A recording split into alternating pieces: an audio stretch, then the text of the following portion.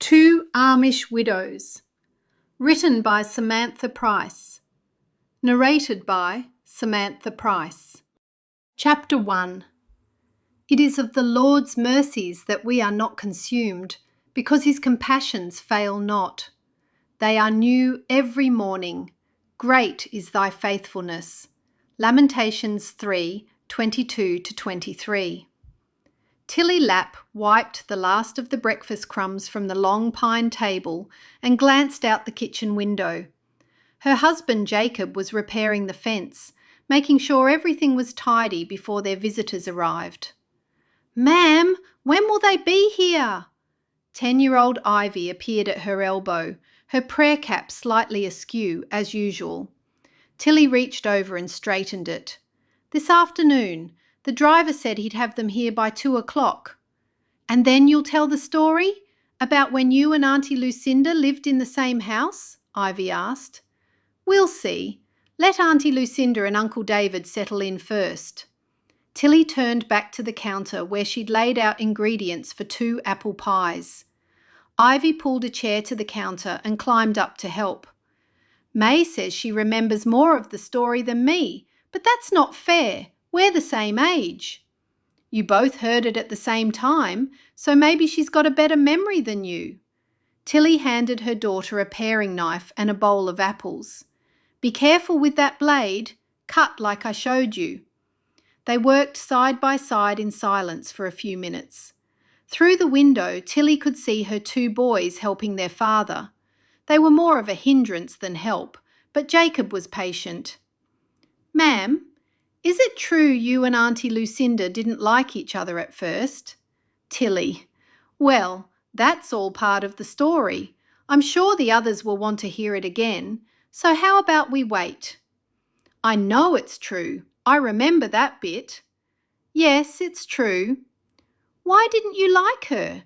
She's so nice. She always brings candy and she laughs at everyone's jokes, even when they're not funny."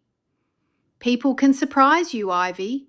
Sometimes the person who irritates you most becomes the person you treasure the most." Tillie started crimping the edge of the crust, her fingers moving in the pattern her grandmother had taught her. "We just needed time to know each other properly. Sometimes you think you know a person when you don't. Not really." Ivy set down the paring knife carefully and slid off the chair. "I'll check the guest room, ma'am." "Thank you." A few minutes later she was back. "I put fresh flowers on the dresser like you asked, and I made sure all the quilts are straight." "Good girl," Tillie smiled at her. "Now, go gather the eggs. We'll need extra for breakfast tomorrow." As Ivy hurried out again, Tillie allowed herself a moment of quiet reflection. In a few hours, Lucinda would be here with her family, her husband David, and their 3 children. The 2 families had grown close over the years, visiting when they could, despite the distance between their communities. The hire car would bring them all the way from River's End, way too far for a horse and buggy. Jacob came in through the mudroom, washing his hands at the sink. "The boys and I finished mending that section of fence. The place looks ready for company." "Good. The pies will be done soon." Tillie slid the first one into the oven. "I'm making 2, just in case." "They'll be gone in no time. Everyone loves your pies." He came up behind her and rested a hand on her shoulder. "You'll be glad to see her." "I can't wait." Tillie turned to face her husband. "Remember how Lucinda and I used to live in that house?" "How could I forget? I was right next door. I heard all the squabbles." Jacob's eyes crinkled at the corners. "You said you'd never met anyone so stubborn and foolish in all your life." "I did not say foolish." "You did. You also said she snored." Tillie: "Well, she did, and she said I was bossy." "You are bossy." Jacob kissed her forehead. Tillie playfully pushed him away. "I have to be sometimes. Ivy wants to hear the story again." "That's no surprise. You and Lucinda always tell the story when the 2 families come together." The afternoon crawled by despite Tillie's attempts to keep busy. Finally, the crunch of gravel carried through the open window. Tillie wiped her hands on her apron and stepped onto the porch as a large van rolled to a stop at the end of the path. Before the driver had his door open, Ivy flew off the steps. The side door slid open and May jumped down. The two girls ran straight for each other, prayer caps bobbing, and collided in a hug that nearly knocked them both over. "You came!" Ivy squealed. "I told Man to tell the driver to go faster," May said, breathless. "Come see our room, Ivy said, already tugging her toward the house. "You can see the barn from the window." They were halfway through the front door when Lucinda climbed out of the van, laughing under her breath. David stepped down behind her and reached for the bags. Tillie met Lucinda at the path and they embraced. "It's been too long," Lucinda said. "Far too long," Tillie replied. "Come on in, there's pie cooling." The driver moved to unload the rest of their things while David paid him. Jacob appeared from the yard, gave David a quick nod and took 2 cases without a word. Inside, the hallway filled fast. Suitcases, a box of toys, boots lined up in a row. The smell of fresh bread and apples drifted from the kitchen. "It looks like more than it is," Lucinda said, setting a smaller bag near the stairs. "Most of this is for the boys. They insisted on bringing half their things." "The rest can come when you find a place," Tillie said. "For now, you're here." Jacob brushed past with 2 heavier cases. "Room at the end of the hall," he said to David. "Good light in the morning." "Thank you," David said, following with another bag.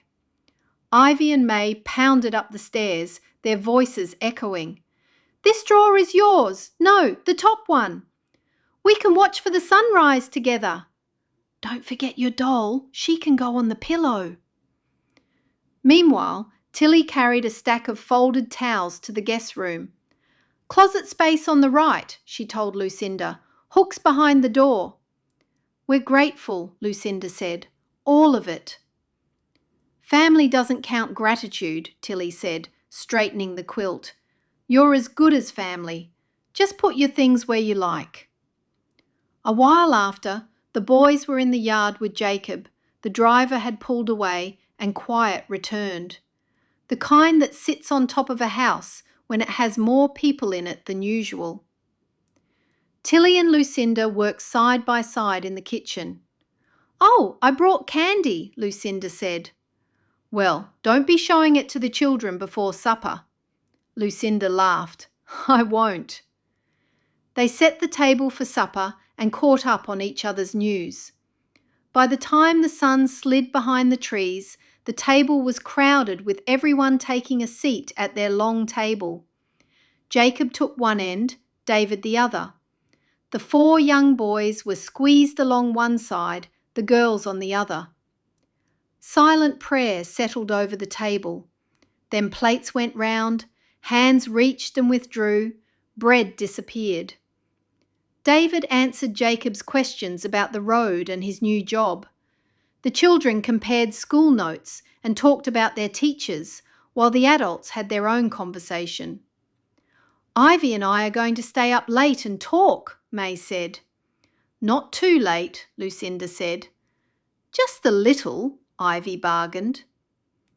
When the last plate was cleared, the girls helped wash up while the men and the boys were in the other room. Once all the washing up was done and they were all in the living room, Ivy hovered behind her mother's chair with May at her elbow. "Can you tell the story now, ma'am?" "What story?" May's 5-year-old brother asked. "The story of when my mother and your mother lived in the same house," Ivy said. "Right before May and I were born, when they didn't like each other." "You didn't like each other?" one of the other boys asked. Lucinda and Tillie glanced at each other and smiled. "Well," Tillie said, pushing her teacup a little away from her, I suppose now's as good a time as any. The boys haven't heard this story before. Jacob leaned back, folding his hands. David did the same at the other end. The kitchen settled. The girls sat together, waiting. Lucinda folded her hands on the table. It began on the day two newly widowed young women turned up to the same house on the same day, she said. May's eyes went wide. That was you and Aunt Lucinda, Ivy said. The boys were quiet for once. You tell it this time, Lucinda said to Tillie. I will, but you won't like the beginning. Everyone laughed. Tillie cleared her throat. It was a different time.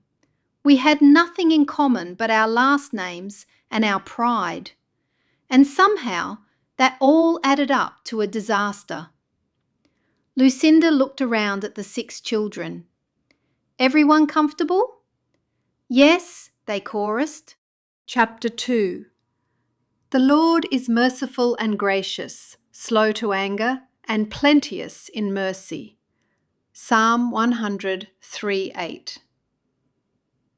Years ago, Tillie stepped out of the taxi with one hand pressed to her lower back. The journey from the house she once shared with her husband hadn't been long, but she'd chosen to go alone rather than ask anyone for another favour.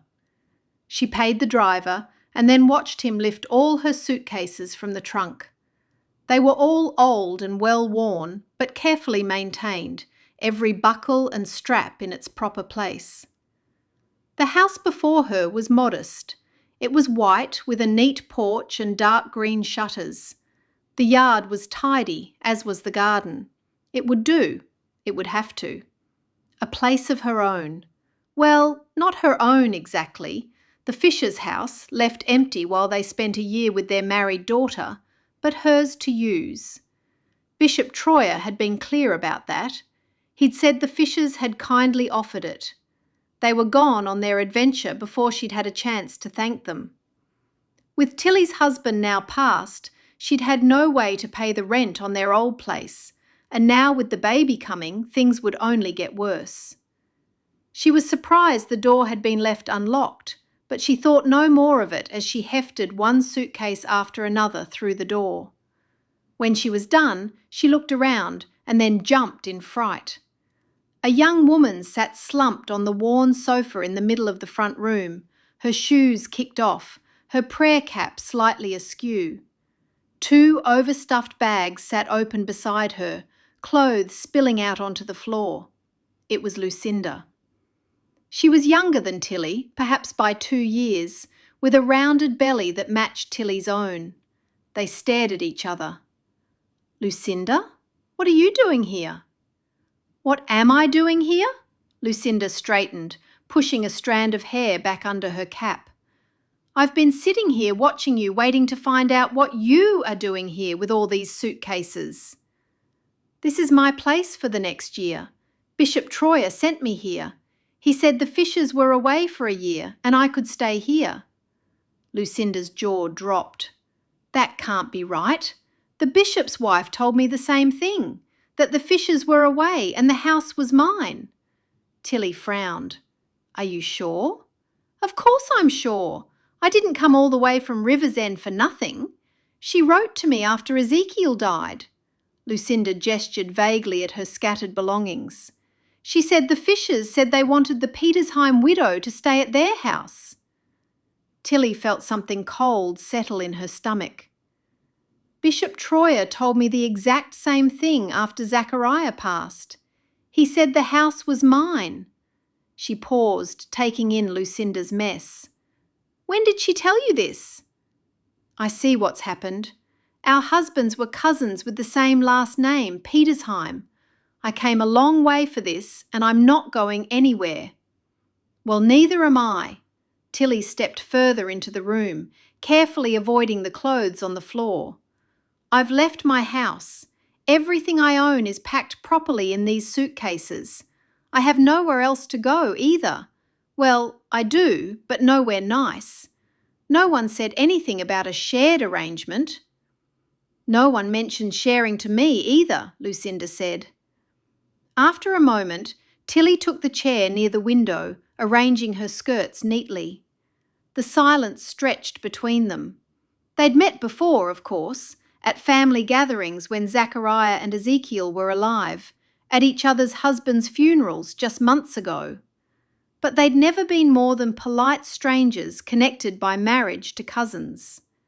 Tillie remembered Lucinda from those gatherings, always arriving a little late, her cap never quite straight. Ezekiel had adored her, but Tillie had always wondered what he saw in the English girl who joined their community. Even after 5 years of marriage, Lucinda still seemed to struggle with their ways. "There must be somewhere else you could stay," Lucinda said finally. "Don't you have family here? Zachariah's mother is here, isn't she?" "If I wanted to live with them, I wouldn't need this house." Tillie kept her voice level. "What about you? Surely someone up north." "There's no one. That's why I came here. That's why I was offered this place." Lucinda's hand moved to her belly. "The baby comes in a few months. I need to be settled before then." "So do I." They studied each other. Tillie took in the other woman's wrinkled dress. She must have slept in it on the journey. The way she sat with her feet tucked under her like a child.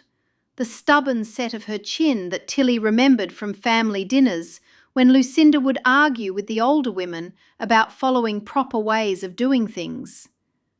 "You could go to the deacon's house," Tillie suggested. "I'm sure they'd take you in."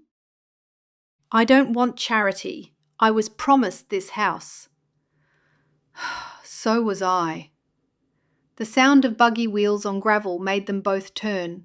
Through the window, Tillie saw Bishop Troyer pull up his horse and buggy and then climb down. "The bishop," Lucinda said, scrambling to put her shoes back on. "He'll sort this out." They both went to the door. When they opened it, Bishop Troyer was standing there. His smile faded when he saw their faces. "Tillie, Lucinda, I see you're both here. My wife and I talked today and realised the error." "There's been a mistake and it needs fixing," Tillie said. "A big mistake." Lucinda tugged at her cap, trying to straighten it. "Your wife told me this house was mine." "I'll tell you what's happened." He glanced at Lucinda's scattered belongings, then at Tillie's array of suitcases. "You're Lucinda Petersheim from up north, Ezekiel's widow?" "That's right." The bishop gave a nod. "You're Tillie Petersheim, Zachariah's widow, from here." Lucinda nodded. "I know, Tillie. We've met. The trouble is, I've come a long way to be here, and Tillie has family here, and I don't." The bishop moved to sit in the chair across from them. "When John Fisher told me he and his wife would be away for a year, he said to offer the house to the widow Petersheim. He knew Zachariah had passed. He wanted to help." "And Ezekiel," Lucinda said. "Your wife knew about him. You were both at the funeral." "See? He knew Zachariah had passed. That means the house is meant for me," Tillie told Lucinda. Lucinda frowned and stared at the bishop. "We can't live together." "Not under the one roof," Tillie added. "You must choose which one of us stays," Lucinda said. "And keep in mind, I have nowhere else to go." How will this be decided?" The bishop looked between them. "Two widows, both with child, both in need of a home." The bishop looked around the room, his gaze lingering on the mess of Lucinda's belongings. "It's a large enough house for 2 people. There, that's best for everyone." "We can't live together," Lucinda protested. The bishop's bushy eyebrows drew together. "Why not?" "Because we barely know each other. Because this is impossible. Because—" Lucinda faltered, gesturing helplessly. "Because you're both proud women who don't want to admit you need help? This house has 5 bedrooms, a good kitchen, plenty of room for the 2 of you, and plenty of room to add 2 babies when the time comes." "I came here for peace," Tillie said, "for a place to prepare for my child.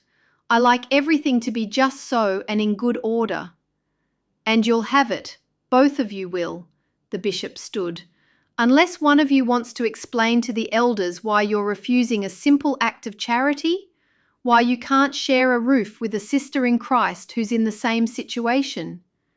Tillie looked at Lucinda, who was staring at her hands. "How long?" Lucinda asked finally. "The Fishers will be back in a year.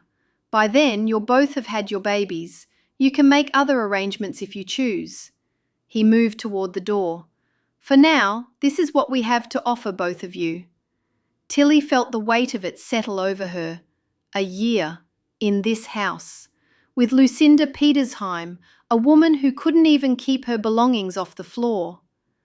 "I suppose we have no choice," she said.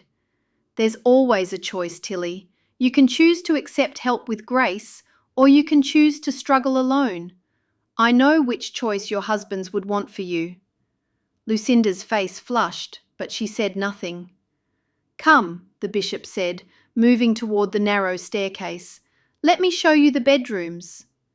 They followed him up the creaking stairs. At the top was a small landing with 3 doors. "This one," the bishop opened the first door, "looks out over the garden, gets the morning sun." He opened the second door. "This faces the road, afternoon light. And this one," the third door revealed a smaller room, "is quieter and faces the back field. There are also 2 bedrooms downstairs." Tillie moved immediately to the room overlooking the garden. She could see the neat rows, the careful spacing. It would be pleasant to wait to that order each morning. "I'll take this one," she said.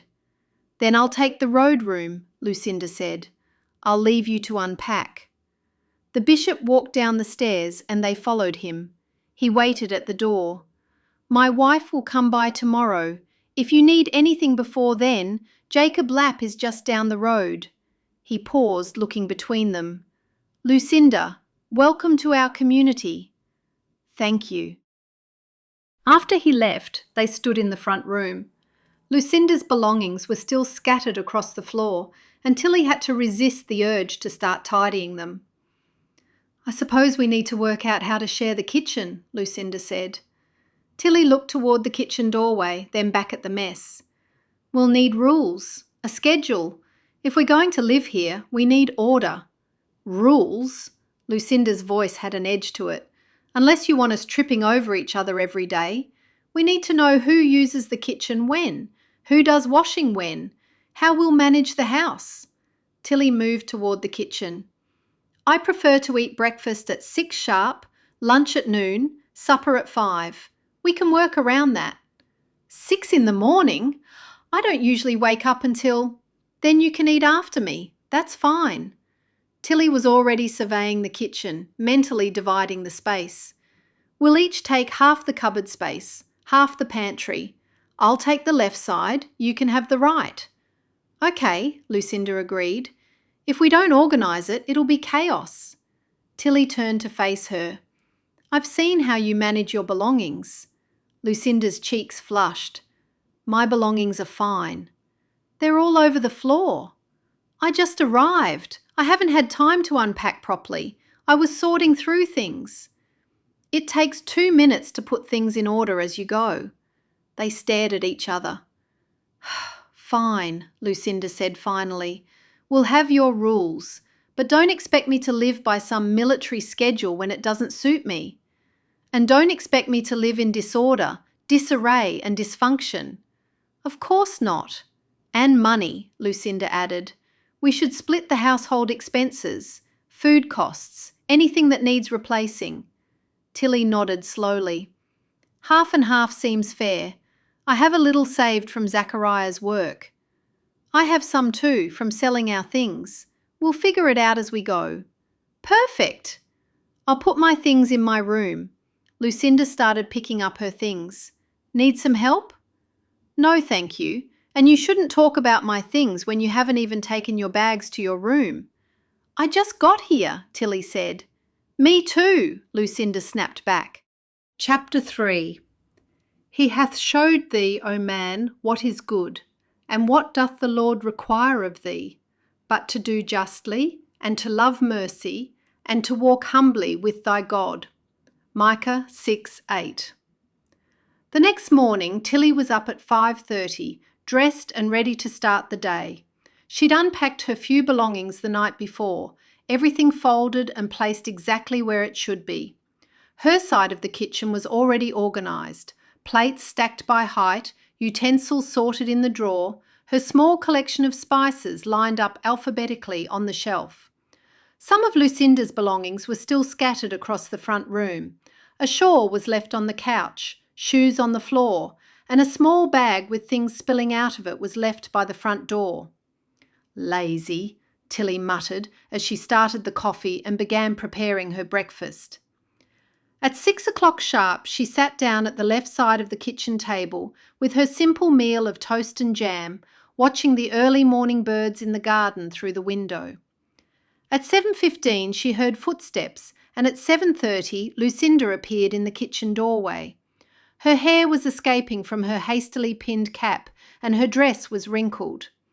"Good morning," Tillie said, rising to rinse her plate.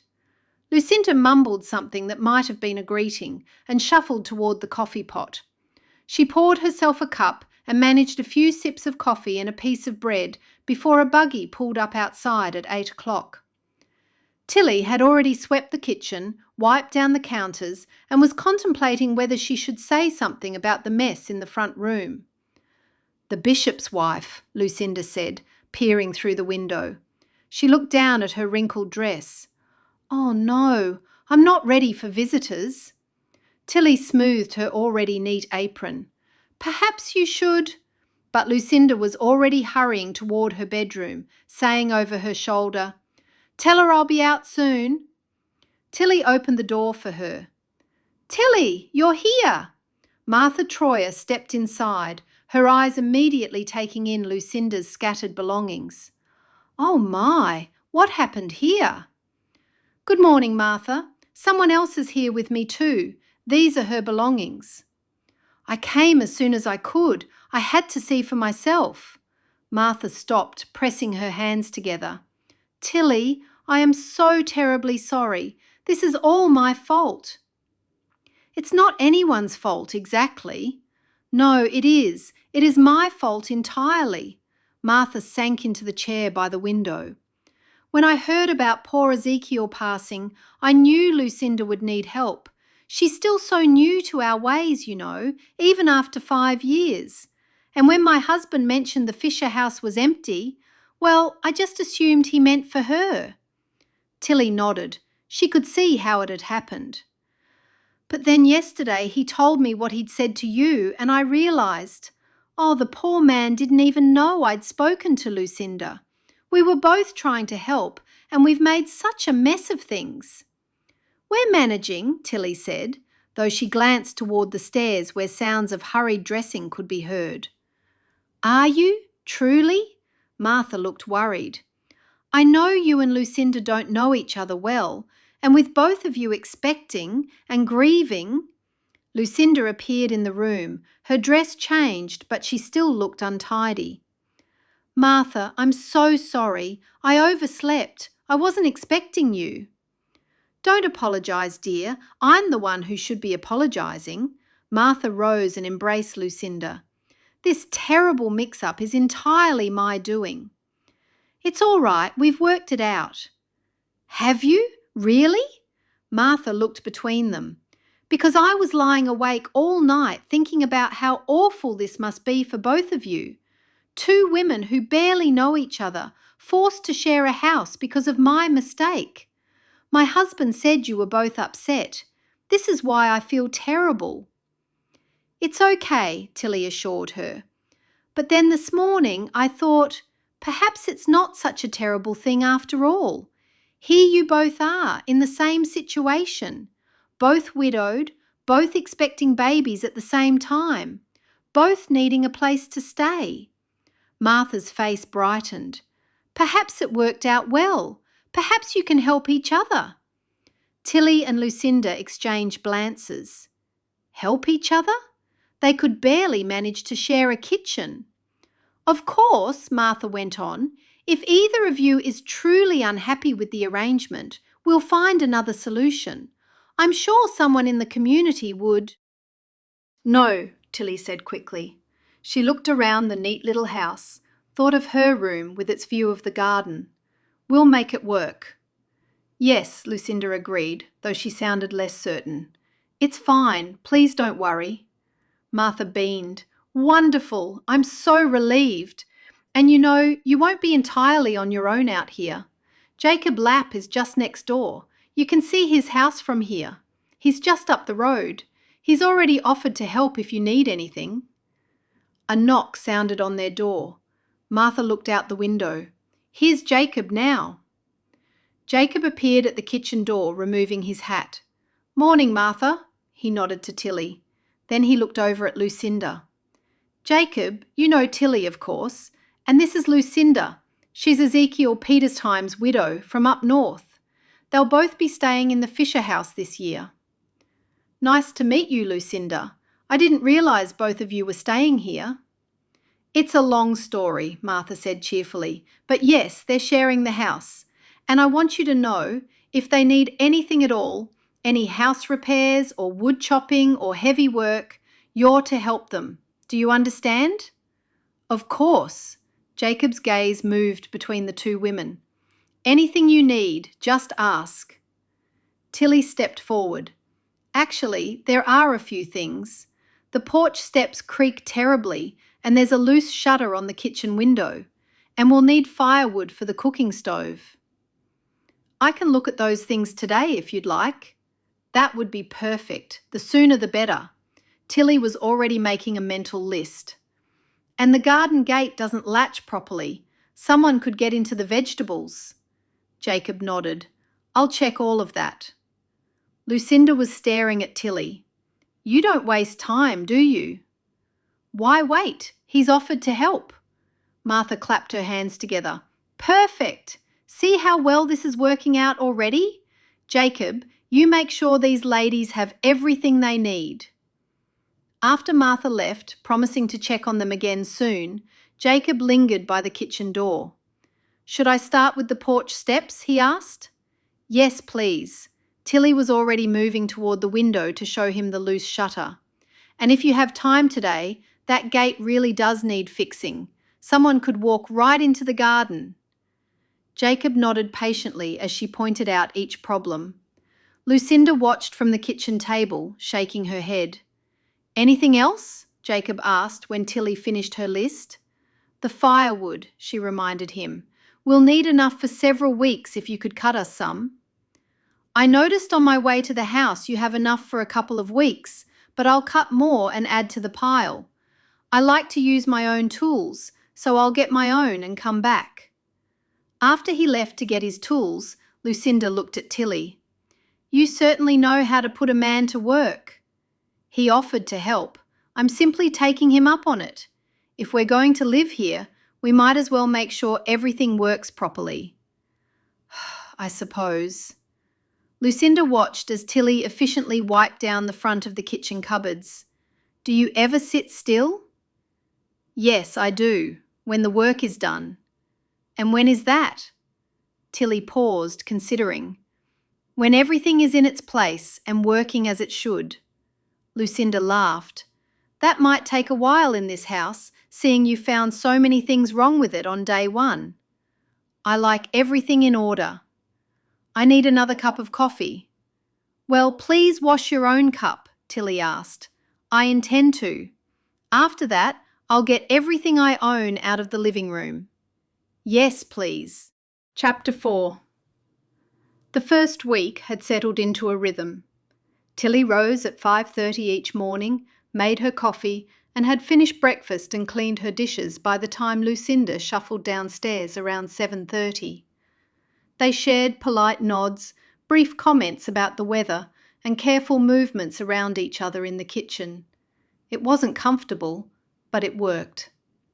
Until Tuesday morning, when Tilly watched Lucinda struggle with her cap pins for the 4th time in as many days. Lucinda kept reaching up to touch the left side, pushing it back into place, but within minutes it would slide down again. The left side kept slipping, leaving her looking dishevelled before she'd even finished her coffee. Tillie had noticed it Monday, and the day before, and the day before that. This morning she couldn't keep quiet any longer. "You're putting the pin in wrong," she said, setting down her coffee cup. Lucinda's hands went still. She turned to look at Tillie. "I'm sorry?" "The cap pin. You're angling it wrong. That's why it won't stay put." Tillie rose from her chair. "Here, let me show you how to fix it. I can manage my own cap, thank you." "But you're not managing it. It's been crooked every day since you arrived." Tillie was already moving closer, her hands reaching for the wayward pin. "If you just angle it like this—" "Don't—" But Tillie was already adjusting the fabric, smoothing it into place with practiced fingers. The pin slid home and the cap sat as it should. Lucinda stepped away from her, colour rising in her cheeks. "I've been pinning my own cap for 5 years." "Yes," Tillie said, stepping back to admire her handiwork. "And apparently you've been doing it wrong for 5 years.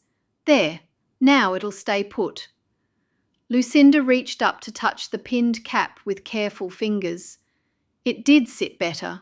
It would stay in place all day, but that somehow made it worse.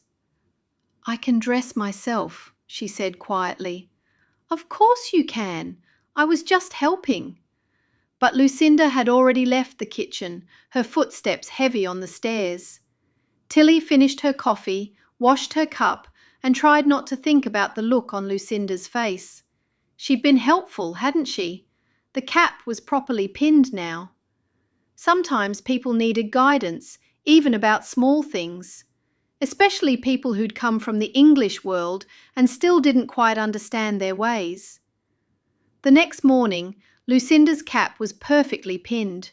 She must have practiced in her room the night before. Wednesday afternoon brought its own troubles. Tillie went upstairs to fetch her sewing basket and found her bedroom door standing open, which was odd because she always closed it. Inside, her dresser drawer gaped wide and her carefully organised contents had been rearranged. Her handkerchiefs, which she kept folded and sorted by day of the week, were now stacked by size. Her spare cap pins, which belonged in the left compartment where she could find them easily, had been moved to the front right corner. Her stockings were rolled differently. "Lucinda," she called downstairs, her voice steady despite the irritation building in her chest. "Yes?" "Were you in my room today?" Footsteps on the stairs, and Lucinda appeared in the doorway carrying a dustcloth. "I was cleaning up here. I thought I'd do both our rooms since I was already dusting." She smiled brightly. "I noticed your drawer could use a more efficient system, so I reorganised it for you." Tillie stared at her belongings. Neat enough, but wrong. All wrong.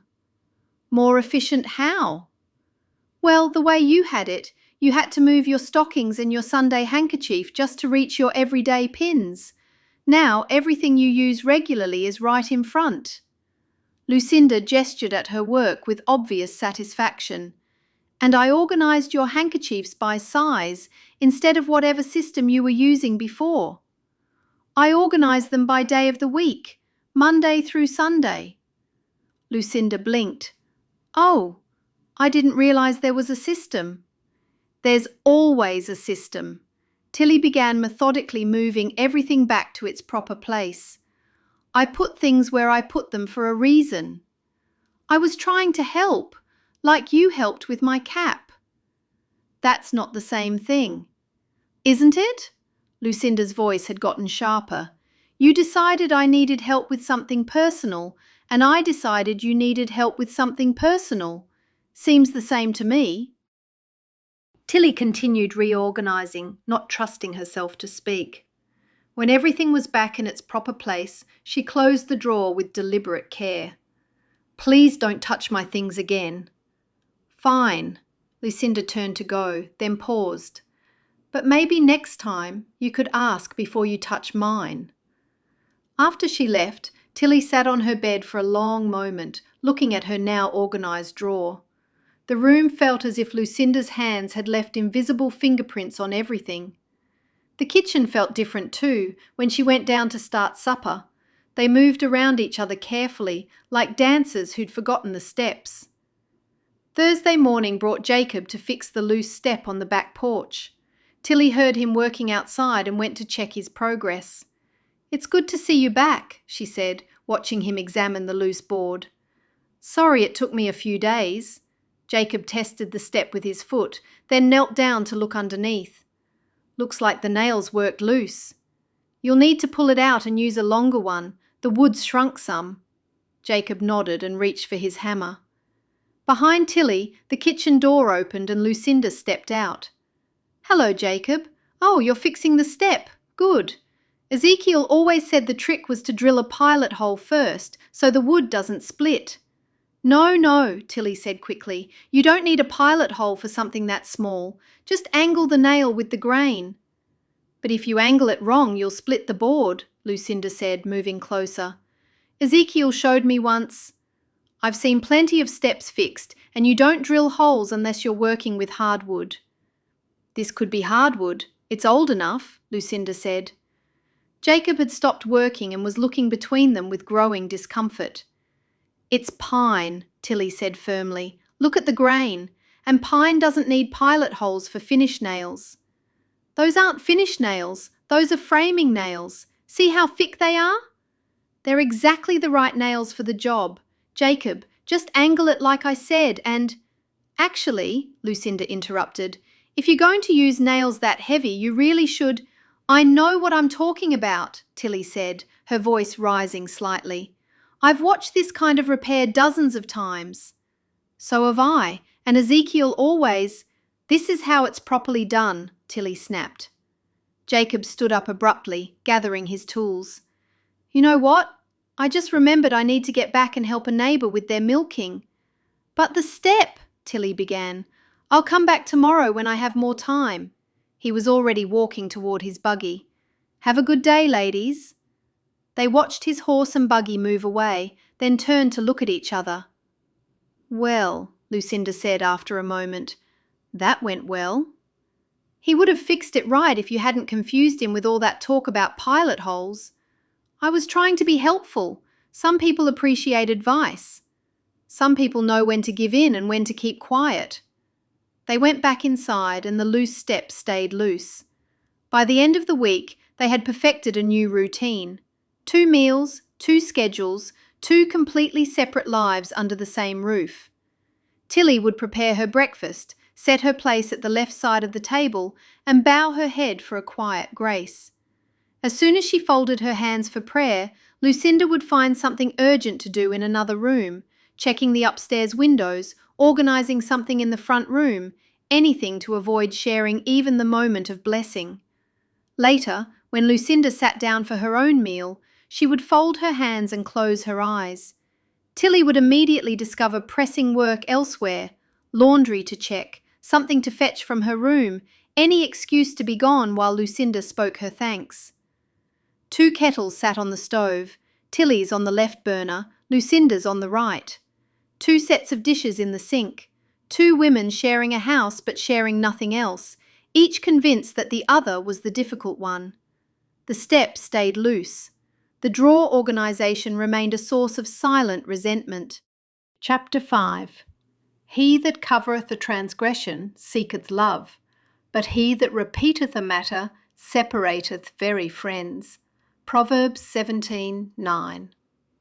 Friday morning brought Jacob back, this time with a young man Tillie didn't recognise. She watched them approach through the kitchen window while she kneaded bread. "Lucinda, Jacob's coming with someone." Lucinda appeared in the kitchen doorway. "Who is it?" "I don't know. A young man." Tillie wiped her hands on her apron. "They're carrying tools." "Oh, good. He's brought someone to help." Jacob knocked on the kitchen door and Tillie opened the door. "Morning, Tillie. This is David King. He's staying with me for a while. He can help with repairs around the place." The young man behind him was perhaps 25, tall and lean, with the kind of face that might have been cheerful under different circumstances. but his eyes held a sadness that Tillie recognised, the hollow look of someone carrying a fresh grief. "David," Jacob continued, "this is Tillie Petersheim and this is Lucinda Petersheim. They're sharing the Fisher house while the family's away." David nodded politely to both women. "We came to fix that shutter," Jacob said, "and David's handy with all kinds of repairs, so if you ladies need anything else looked at—" "The back step is still loose," Tillie said, "from when you started it the other day." Jacob's cheeks reddened slightly. "Right, we'll get to that too." After the men went outside to work, Lucinda poured herself coffee and settled at the table. "He seems nice enough. Quiet, though." Tillie glanced toward the window, where they could see David examining the broken shutter. "He's got reason to be quiet." "What do you mean?" "You haven't heard?" Tillie lowered her voice, though there was no one else to overhear. "He's from Millfield. He was supposed to be married 2 weeks ago. Had everything arranged. His whole community planned to attend." Lucinda leaned forward. "What happened?" She changed her mind. Not just about the marriage, about everything. Left the community entirely. Went back to the English world. She shouldn't have repeated it, and she knew it, but the story had been everywhere. Oh, that poor man. Gossip like this travels fast. They watched through the window as Jacob carefully removed the broken slats from the shutter, his movements methodical but somehow defeated. 2 weeks before the wedding, Lucinda murmured. How awful for him. Worse than awful, the shame of it, the whole community knowing. Tillie returned to her bread dough, kneading it more vigorously than necessary. At least when Zachariah died, people understood. It was God's will. But this, having someone choose to leave you, choose to leave everything? She stopped, realising what she'd said. Lucinda had also been left, in a way, not by choice, but death was still a kind of leaving. "I mean," Tillie began. "I know what you mean." Lucinda's voice was quiet. "It's different when someone chooses to go." They worked in silence for a while, the sound of hammering and sawing drifting through the windows. Tillie shaped her loaves and set them to rise. Lucinda washed the breakfast dishes, her own dishes, from her own meal, eaten at her own time. When the men came in for water at mid-morning, Jacob's shirt was damp with sweat, despite the cool spring air.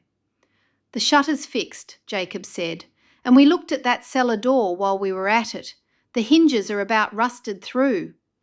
"Is that a lot of work?" Tillie asked. "The whole door frame's rotted where the hinges attach. We'll need to replace the frame before we can hang a proper door," David said. "How long will that take?" "A few days, maybe. First off, we have to get the right lumber." Tillie frowned. A few more days without a secure cellar door. A few more days of these men coming and going, disrupting the careful routine she and Lucinda had established. "Could you just prop something against it for now?" she asked. "Something temporary?" David shook his head. "Wouldn't be secure. Someone could break in easy, get to your food stores." "Then I suppose we'll have to be careful until it's fixed." Tillie moved to the tap to fill a pitcher with water. "I'll get you something to drink." "I'll get the cups," Lucinda said, reaching toward the dish cabinet.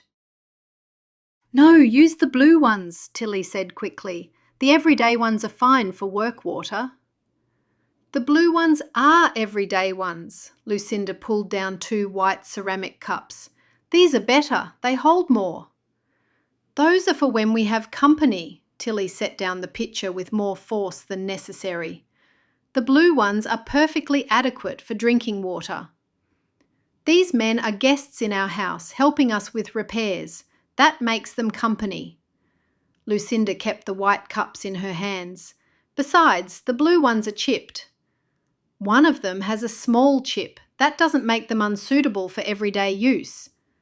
"I'm not serving chipped cups to guests." Jacob and David stood frozen by the door, water dripping from Jacob's hands where he'd stopped mid-wash. David's eyes darted between the two women, then fixed firmly on the floor. "They're work cups," Tillie said, her voice getting tighter. "For people doing work. The good cups are for Sunday visits and special occasions." "Having neighbours help with repairs is a special occasion. It deserves proper hospitality." Lucinda was already pouring water into the white cups. "Ezekiel always said—" "Ezekiel isn't here to say anything about it." The words came out sharper than Tillie intended. "And this isn't your house to make those decisions in." "It's not your house either, if we're being particular about it." The silence that followed was thick enough to cut with a knife. Jacob cleared his throat uncomfortably. David shifted his weight from one foot to the other, looking like he wished he could disappear through the floorboards. "Ladies," Jacob said carefully, "we're grateful for any kind of cup, really." "Of course," Tillie said, her cheeks burning. "I didn't mean— the white cups are fine."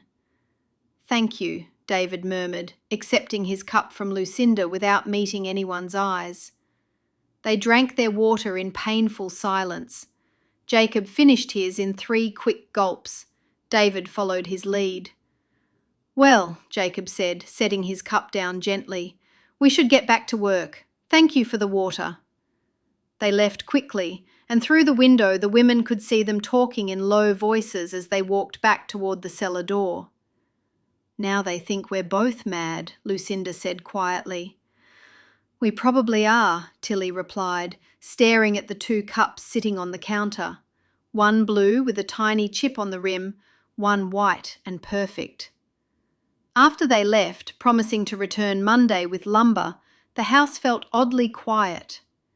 Tillie and Lucinda moved through their separate routines, Tillie's bread rising on schedule, Lucinda's laundry soaking in the basin.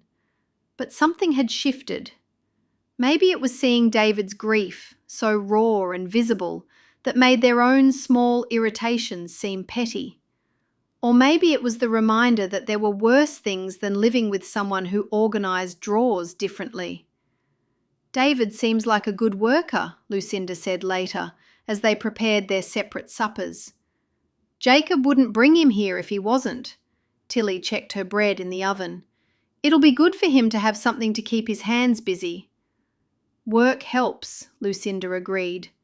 She was stirring something that smelled like the stew she'd made yesterday, reheating it for another meal. "When Ezekiel died, I thought I'd go mad with all the sitting still, all the quiet." Tillie nodded, remembering those first weeks after Zachariah's funeral. The casseroles from neighbours, the gentle suggestions that she rest, the awful emptiness of having nothing urgent to do. "I started cleaning everything twice," she admitted, "scrubbing things that were already clean, just to have something to occupy my hands." "I couldn't clean anything, couldn't bear to put his things away, change anything he'd touched." Lucinda stirred her stew more vigorously. "The house got so cluttered and dusty, but every time I tried to straighten up, it felt like I was erasing him somehow." They looked at each other across the kitchen, Tillie with her bread baking, Lucinda with her reheated stew, and for a moment the careful distance between them softened. Then Tillie's timer chimed. She turned to pull her bread from the oven, and Lucinda went to set her place at the table. The moment passed, but something had changed, slightly. The walls between them had thinned, just a little. Chapter 6. A soft answer turneth away wrath, but grievous words stir up anger. Proverbs 15:1. It was a quiet afternoon in late spring, several weeks after they'd settled into their divided routine. They were both sitting on the front porch, enjoying the warmth after a morning of light rain. Tillie was sewing, while Lucinda sat quietly, watching the chickens scratch in the puddles. "Can I ask you something?" Tillie said, setting her needlework on the small table beside her chair. "Of course." "What was it like? Before you joined the community, I mean, when you were English?" Different, Lucinda said finally. Very different. Do you miss it? Lucinda set down her mending and looked out across the neat fields surrounding the Fisher house. Parts of it. Not the way I thought I would, but yes, some parts. What parts? The freedom to go places without planning everything around community schedules. The ability to decide to do something and do it. Lucinda smiled slightly. I used to drive to the city sometimes, just to walk around and look in shop windows. No particular purpose, just to see things. That sounds lonely. Sometimes it was, but sometimes it was wonderful to be completely anonymous, to be just another person in a crowd instead of Lucinda who used to be English. Is that how people see you, as someone who used to be something else? Tillie asked. Some do, yes. Even after 5 years, I'm still the woman who chose to leave her old life behind. People are curious about that choice, as though I might be running from something. What made you choose it? Lucinda was quiet for so long that Tillie wondered if she'd asked too personal a question. But finally, Lucinda spoke. I was working as a secretary in a law office in Pittsburgh, 22 years old, living in a tiny apartment, eating dinner alone most nights while I watched television. She folded her hands in her lap. I thought I was independent and modern and free, but mostly I was just empty. Empty how? Like nothing I did mattered to anyone. I could disappear and the only people who'd notice would be my boss because someone else would have to answer his phone. Lucinda's voice grew quieter. My parents were divorced, both remarried to people who saw me as leftover baggage from their first marriages. My friends were all focused on their careers or their boyfriends. I had this life that looked successful from the outside, but it felt like I was living in a glass box, separate from everything that mattered. How did you find out about the Amish? My grandmother, my father's mother. She lived in Lancaster County, and I used to visit her sometimes when the city got too overwhelming. Lucinda smiled at the memory. She wasn't Amish, but she lived near several Amish families. She'd buy eggs from them, vegetables from their gardens. She always said they had something she'd never seen in the city. Peace. And you wanted that peace? Tillie asked. I wanted to belong somewhere, to feel like my life had purpose beyond just earning money to buy things I didn't really need. Lucinda looked down at her hands. When I met Ezekiel at a farmer's market, he was so solid, grounded.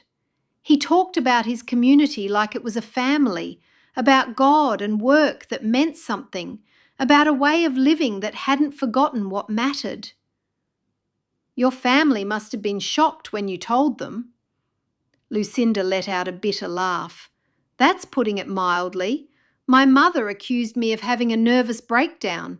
My father said I was throwing my education away. My step-parents were just relieved, one less complication in their lives. They tried to stop you? My mother did. She visited after I'd been here 6 months, during my instruction period. She kept pointing out everything I was giving up, my job, my apartment, my car, the possibility of college, travel, career advancement.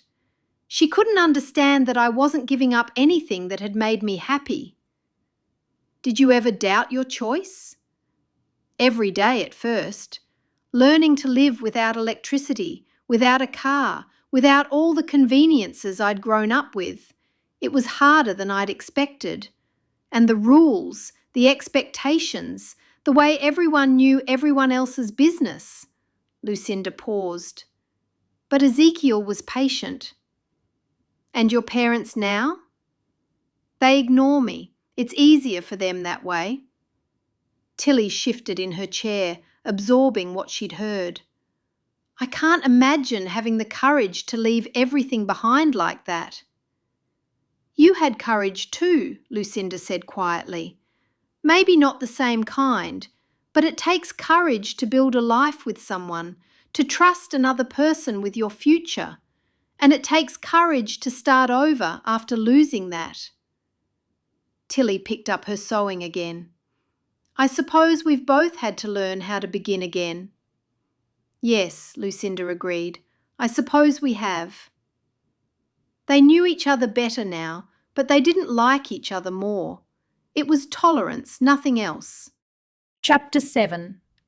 Hatred stirreth up strifes, but love covereth all sins. Proverbs 10:12. Saturday morning brought Rosie Miller to the door, her black bag in one hand and a basket of early spring herbs in the other. Tillie had asked for her to be the midwife who'd deliver her baby. Tillie, dear, Rosie embraced her warmly.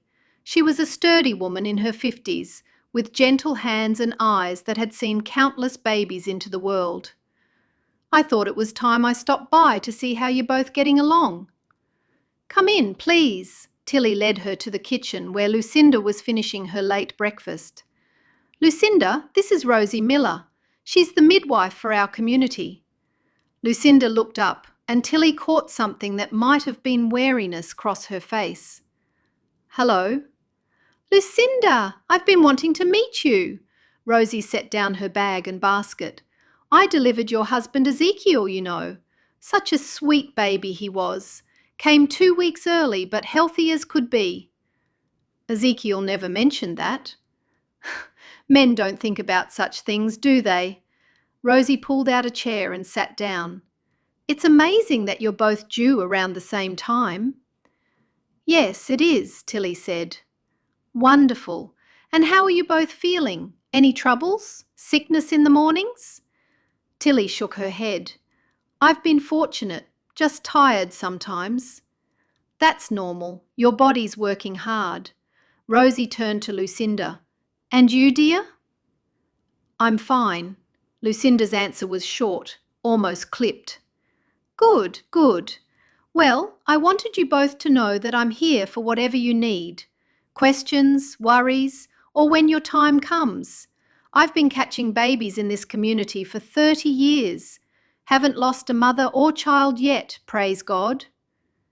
That's wonderful to hear, Tillie said. Actually, Lucinda said, setting down her coffee cup, I won't be needing your services. Rosie blinked. Oh? I'm planning a hospital birth. It's safer, especially for a first baby, I'm told. Tillie stared at Lucinda. Rosie looked between them, her expression carefully neutral. That's certainly your choice, dear, Rosie said gently. Some women do prefer the hospital, especially if there are complications expected. Are there complications? Is something wrong? Tillie asked quickly. No, nothing's wrong. I just think it's safer to be where there are doctors, equipment, things that can help if something goes wrong. Things go wrong at home too, Tillie said before she could stop herself. Women have been having babies at home for thousands of years. Lucinda frowned at Tillie. And many of them died doing it. Not with proper care, not with someone like Rosie attending. Lucinda turned to face her fully. I'll do what's safest for my baby. I'm saying that home births can be perfectly safe. For some people maybe, but I want to be where there are doctors who can do something if there's trouble. Rosie knows what to do if there's trouble. There'll be plenty of time if you need the hospital, Tillie said. I'm sure she does know what to do, but she can't perform surgery. She can't give me a transfusion if I need it. She can't... Lucinda stopped, looking at Rosie. I'm sorry. I don't mean any offence to you personally. None taken, dear. Rosie's voice remained calm. Every woman has to make the choice that feels right to her. But Tillie wasn't ready to let it go. You're acting like home births are dangerous, like those of us who choose them are being reckless with our babies' lives. I'm not acting like anything. I'm making a choice based on what I think is safest. Implying that my choice isn't safe? You think I'm reckless? Tillie asked. I'm not implying anything about your choice. I'm talking about mine. Rosie cleared her throat gently. Ladies, there's room for both ways. Some women feel safer at home. Some feel safer at the hospital. Neither choice is wrong. See? It's just a matter of personal preference. Personal preference? This isn't about preferring tea over coffee. This is about trusting our community, our traditions, about believing that God will provide what we need without running to the English world the moment things get difficult. Lucinda's cheeks flushed. I'm not running to the English world. I'm making a practical decision about medical care. By refusing the care our own people have been providing for generations. Tillie's voice was rising. Just because something's been done for generations doesn't make it the best way. And just because something's new doesn't make it better, Tillie said. They stared at each other across the table, two pregnant women with completely different ideas about how to bring their children safely into the world. There's a phone in the barn, Lucinda said finally, her voice tight. As soon as I feel the first contraction, I'm calling for a car to take me to the hospital in town. A phone in the barn, Tillie repeated. How convenient that you've already made arrangements. I made arrangements because I'm being responsible. And I'm being irresponsible? Tillie snapped. I didn't say that. You didn't have to. Rosie stood up slowly, gathering her bag and basket. I think I'll leave you ladies to discuss this privately. Tillie, you know where to find me when you need me. And Lucinda, dear, if you change your mind or have any questions before your time comes, I'm always available. There was silence between the two women for a few moments. I wasn't criticising your choice, Lucinda said finally. Weren't you? No, I was explaining mine. By listing all the ways mine could go wrong. Lucinda sighed. Ezekiel's mother died in childbirth, at home, with a midwife attending. Tillie felt the fight go out of her. I didn't know. She was having her 5th baby. Everything seemed normal until it wasn't. The midwife couldn't stop the bleeding. Lucinda's voice was quiet now. Ezekiel was only 7. He remembered waiting downstairs while his mother died upstairs, and there was nothing anyone could do to save her. I'm sorry. So when I think about having this baby, about being alone without Ezekiel to help me through it, I want to be where there are people who can do something if things go wrong, even if it means going to the hospital. Tillie nodded, understanding now why the phone in the barn, why the firm decision, why the defensiveness. I still think home births can be safe, she said carefully, and I still think the hospital is safer for me. I'm sorry I got upset. I didn't know, Tillie said. Lucinda nodded. It's fine. Forget it. Chapter 8. Love worketh no ill to his neighbour. Therefore love is the fulfilling of the law. Romans 13:10. Sunday morning dawned clear and cool. Tillie was up before 5, pressing her good dress and checking that her Sunday cap was perfectly pinned. By the time Lucinda came downstairs, Tillie was ready for the meeting.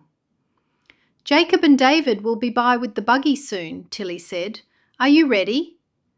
Lucinda nodded, smoothing her own dress.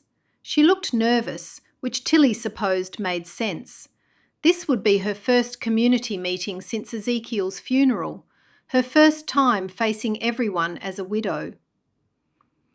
The buggy rolled up just after 7. Jacob drove while David sat beside him, both men dressed in their Sunday blacks. They helped the women climb into the back seat, and Tillie found herself sitting closer to Lucinda than she had in weeks. Beautiful morning for meeting, Jacob said as they started down the road. Yes, Tillie agreed. Perfect weather. They rode in polite silence. the only sound the clip-clop of the horses' hooves on the packed dirt road. The Troyer farm was already busy when they arrived. Buggies lined the drive, horses unhitched and grazing in the side pasture. Children ran between the adults, their Sunday clothes somehow already showing signs of play. "Tillie!" Martha Troyer hurried over as soon as they climbed down from the buggy. "And Lucinda, dear, how wonderful to see you both." Before either woman could respond, they were surrounded by other community members. Women Tillie had known for years, men who nodded respectfully and asked after their health. Everyone seemed delighted to meet Lucinda, to hear how they were getting along sharing the Fisher house. "What a blessing," said Anna Lapp, Jacob's mother. "Two young women in the same situation, helping each other through this difficult time." "You'll become the best of friends," added Sally. "Nothing bonds women like sharing a household and raising babies together." "Your children will grow up like siblings," Martha chimed in. "Born so close together, living in the same house. What a gift from the Lord." Tillie and Lucinda exchanged glances. Tillie managed a weak smile. Lucinda nodded politely but said nothing. "It's working out well," Tillie said. "Wonderful," several voices chorused. "Such a good arrangement," someone else said. As they made their way toward the house where the meeting would be held, Tillie felt the weight of everyone's expectations. The community had decided that she and Lucinda were a success story, two widows helped by God's grace and each other's companionship. No one seemed to notice the careful distance between them, the way they avoided each other's eyes. Inside the house, they sat together on one of the backless benches. Lucinda sat to Tillie's left, close enough that their shoulders nearly touched when one of them shifted. Bishop Troyer stood to begin the service. His voice carried across the large living room as he spoke about God's provision in times of trial, about the importance of community, about bearing one another's burdens. Tillie tried to focus on his words, but she was acutely aware of Lucinda beside her, the way she sat perfectly still, the slight rise and fall of her breathing, the occasional rustle of fabric when she adjusted her position. The service lasted 3 hours. 3 hours of sitting side by side in polite silence, of standing for the hymns with their voices blending with the congregation's, of bowing their heads together for prayer. After the service came the meal. Long tables set up in the yard, platters of food passed from hand to hand, conversations flowing around them like water. Tillie and Lucinda sat together again, because that was what was expected, what looked natural. "How are you finding the Fisher house?" asked Emma Smythe, settling across from them with her plate. "It's very comfortable," Lucinda replied. "We're grateful to have it." "And you're getting along well together?" "Yes," Tillie said, "very well." "Such a blessing. I told my husband just yesterday. Wasn't it wonderful how the Lord worked everything out? 2 widows who needed homes, 1 house that needed occupants. Perfect." More nods, more smiles, more comments about God's providence and the wisdom of the arrangement. Tillie ate her food and made appropriate responses. Lucinda did the same. But beneath the table, Tillie could feel the tension in her own body, the careful way she held herself so as not to accidentally brush against Lucinda's arm. She suspected Lucinda was doing the same thing. The afternoon stretched on. More conversations, more questions about how they were managing, more assumptions about their friendship.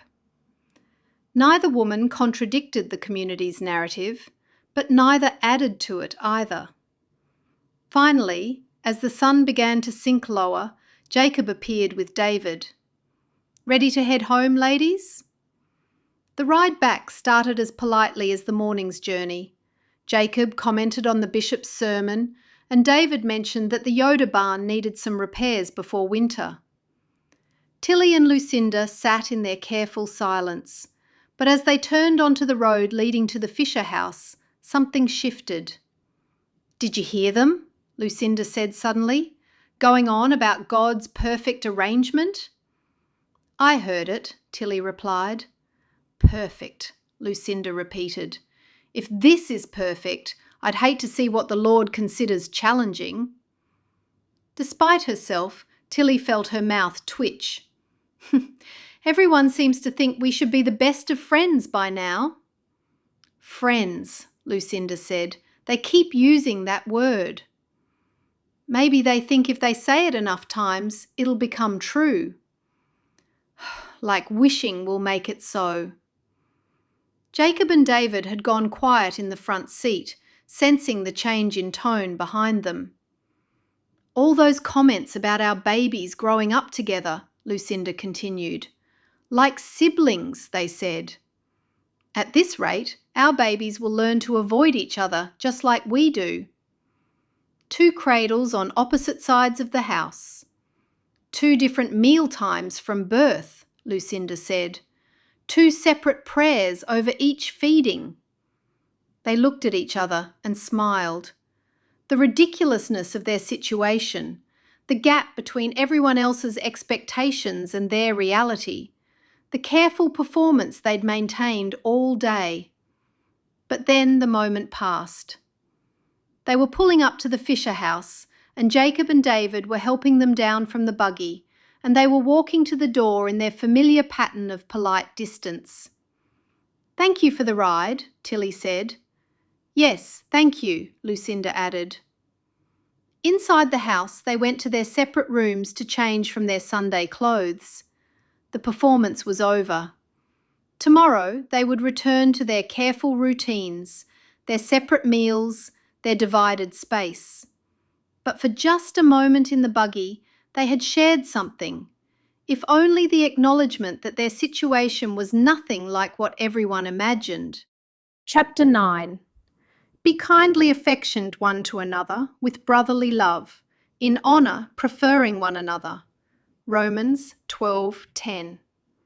Monday morning brought Jacob alone, his tool bag slung over his shoulder as he knocked on the kitchen door. "Just me today," he said when Tillie let him in. "Thought I'd finish up that cellar door frame." "Where's David?" Lucinda asked, looking up from her coffee. "Is he feeling poorly?" Jacob's face grew troubled. "He's having a difficult time. Been in bed for 2 days now. Won't hardly eat, won't talk, just stares at the ceiling." Tillie and Lucinda exchanged glances. They both knew what that looked like, the deep sadness that could settle over a person like a heavy quilt, making even the simplest tasks feel impossible. "That poor man," Lucinda murmured. "I don't know what to do for him," Jacob admitted. "Ma's tried bringing food, sitting with him, but nothing seems to help. He just lies there like his spirit's gone out of him entirely." Tillie felt something twist in her chest. She'd seen that same look in her own reflection after Zachariah died, the hollow emptiness that came when grief settled in to stay. "We have to help him," Lucinda said firmly. "Help him how?" Jacob asked. "Get him out of that bed," Lucinda answered. Tillie agreed. "Yes, and get him moving. Sometimes when you're drowning in sadness, you need someone to pull you up for air." "How will I do that?" Jacob asked. "A picnic maybe, something to get him out of the house, away from his own thoughts. Jacob, could you get him up and dressed? Tell him we need his help with something." Jacob looked doubtful. He's not been much for helping lately. "Then we'll make it sound urgent. Tell him we need help moving something heavy. Once he's here, we'll figure out the rest." After Jacob left, promising to try, Tillie began pulling things from the pantry. "We'll make enough food for all of us, something he likes." "What does he like?" Lucinda asked. "I don't know. We'll make everything." Tillie set a basket on the counter. Bread, cheese, some of that jam Martha brought last week. "I'll make cookies," Lucinda offered. Ezekiel always said my oatmeal cookies could cheer anyone up. For the next hour, they worked in the kitchen with more cooperation than they'd managed since moving in together. Tillie sliced bread and cheese, while Lucinda mixed cookie dough. They moved around each other carefully, but without the usual tension, focused on their shared mission. Then Lucinda began to hum. It was soft at first, barely audible above the sound of her wooden spoon stirring. But as she worked, the humming grew louder. The same 3 lines of a hymn, over and over, the tune wandering slightly each time she repeated it. Tillie tried to ignore it. She wrapped sandwiches in clean cloths, arranged fruit in the basket, told herself the humming wasn't that bothersome. But it was the same tune, repeated endlessly, with no resolution, and Lucinda seemed completely unaware she was doing it. "Do you have to do that?" Tillie finally asked. "Do what?" Lucinda looked up from her cookie dough, genuinely puzzled. "The humming, the same 3 lines over and over." "I wasn't humming." "You were. You are. That hymn. You keep starting it but never finishing it." Lucinda paused, then resumed stirring. "I don't even realize I'm doing it. Ezekiel used to—" She stopped herself. "Ezekiel used to what?" "Nothing. It's not important."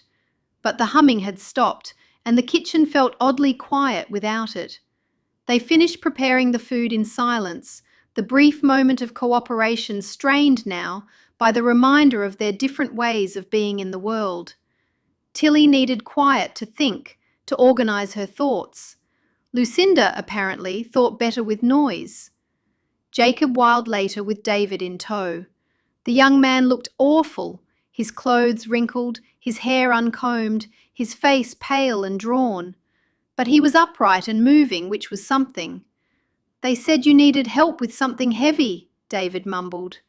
"We do," Tillie said briskly. "This picnic basket, far too heavy for us to carry alone." David stared at the basket, then at the 2 women. "A picnic basket?" "And the blanket," Lucinda added, holding up a quilt. "Also quite heavy." "You got me over here to carry a picnic basket?" "Yes," Tillie said without a trace of shame. "And now that you're here, you might as well come eat with us. We made enough food for 4 people." David looked like he might protest, but Jacob clapped him on the shoulder. "Come on, son. When 2 determined women decide you need feeding, it's easier to just give in." They walked to the small meadow beyond the Fisher house, David carrying the basket. Then the women spread out the blanket, and they all settled in the shade of an oak tree. Chapter 10. And the second is like unto it, thou shalt love thy neighbour as thyself. Matthew 22:39. For a while, David just sat there on the edge of the blanket, picking at the food they passed to him. He took small bites when Tillie insisted, sipped water when Lucinda handed him a cup, but his eyes remained distant, focused on something none of them could see. "Eat the sandwich," Tillie said, not unkindly but firmly. "You're too thin." David obediently took another bite, chewed mechanically, swallowed without tasting. Jacob tried to fill the silence with talk about the weather, the spring planting, anything that didn't require David to respond. But the conversation felt forced, artificial, like they were all performing in a play about people having a nice time. Then Jacob mentioned the miller's new calf, born just last week, and how it had taken an immediate dislike to anyone who wasn't its mother. "Meanest little thing you ever saw," Jacob said, settling back against the oak tree. "Yesterday I went to check on it, and it charged me like I was fixing to steal its dinner. A calf, mind you, not even a week old, coming at me full tilt." David glanced up, the first real interest he'd shown all afternoon. "What did you do?" Lucinda asked, genuinely curious. "What any sensible man would do. I ran," Jacob grinned. "Jumped the fence like I was 16 again. Nearly tore my pants climbing over." "A week-old calf chased you out of the pasture?" David asked. "Don't sound so surprised.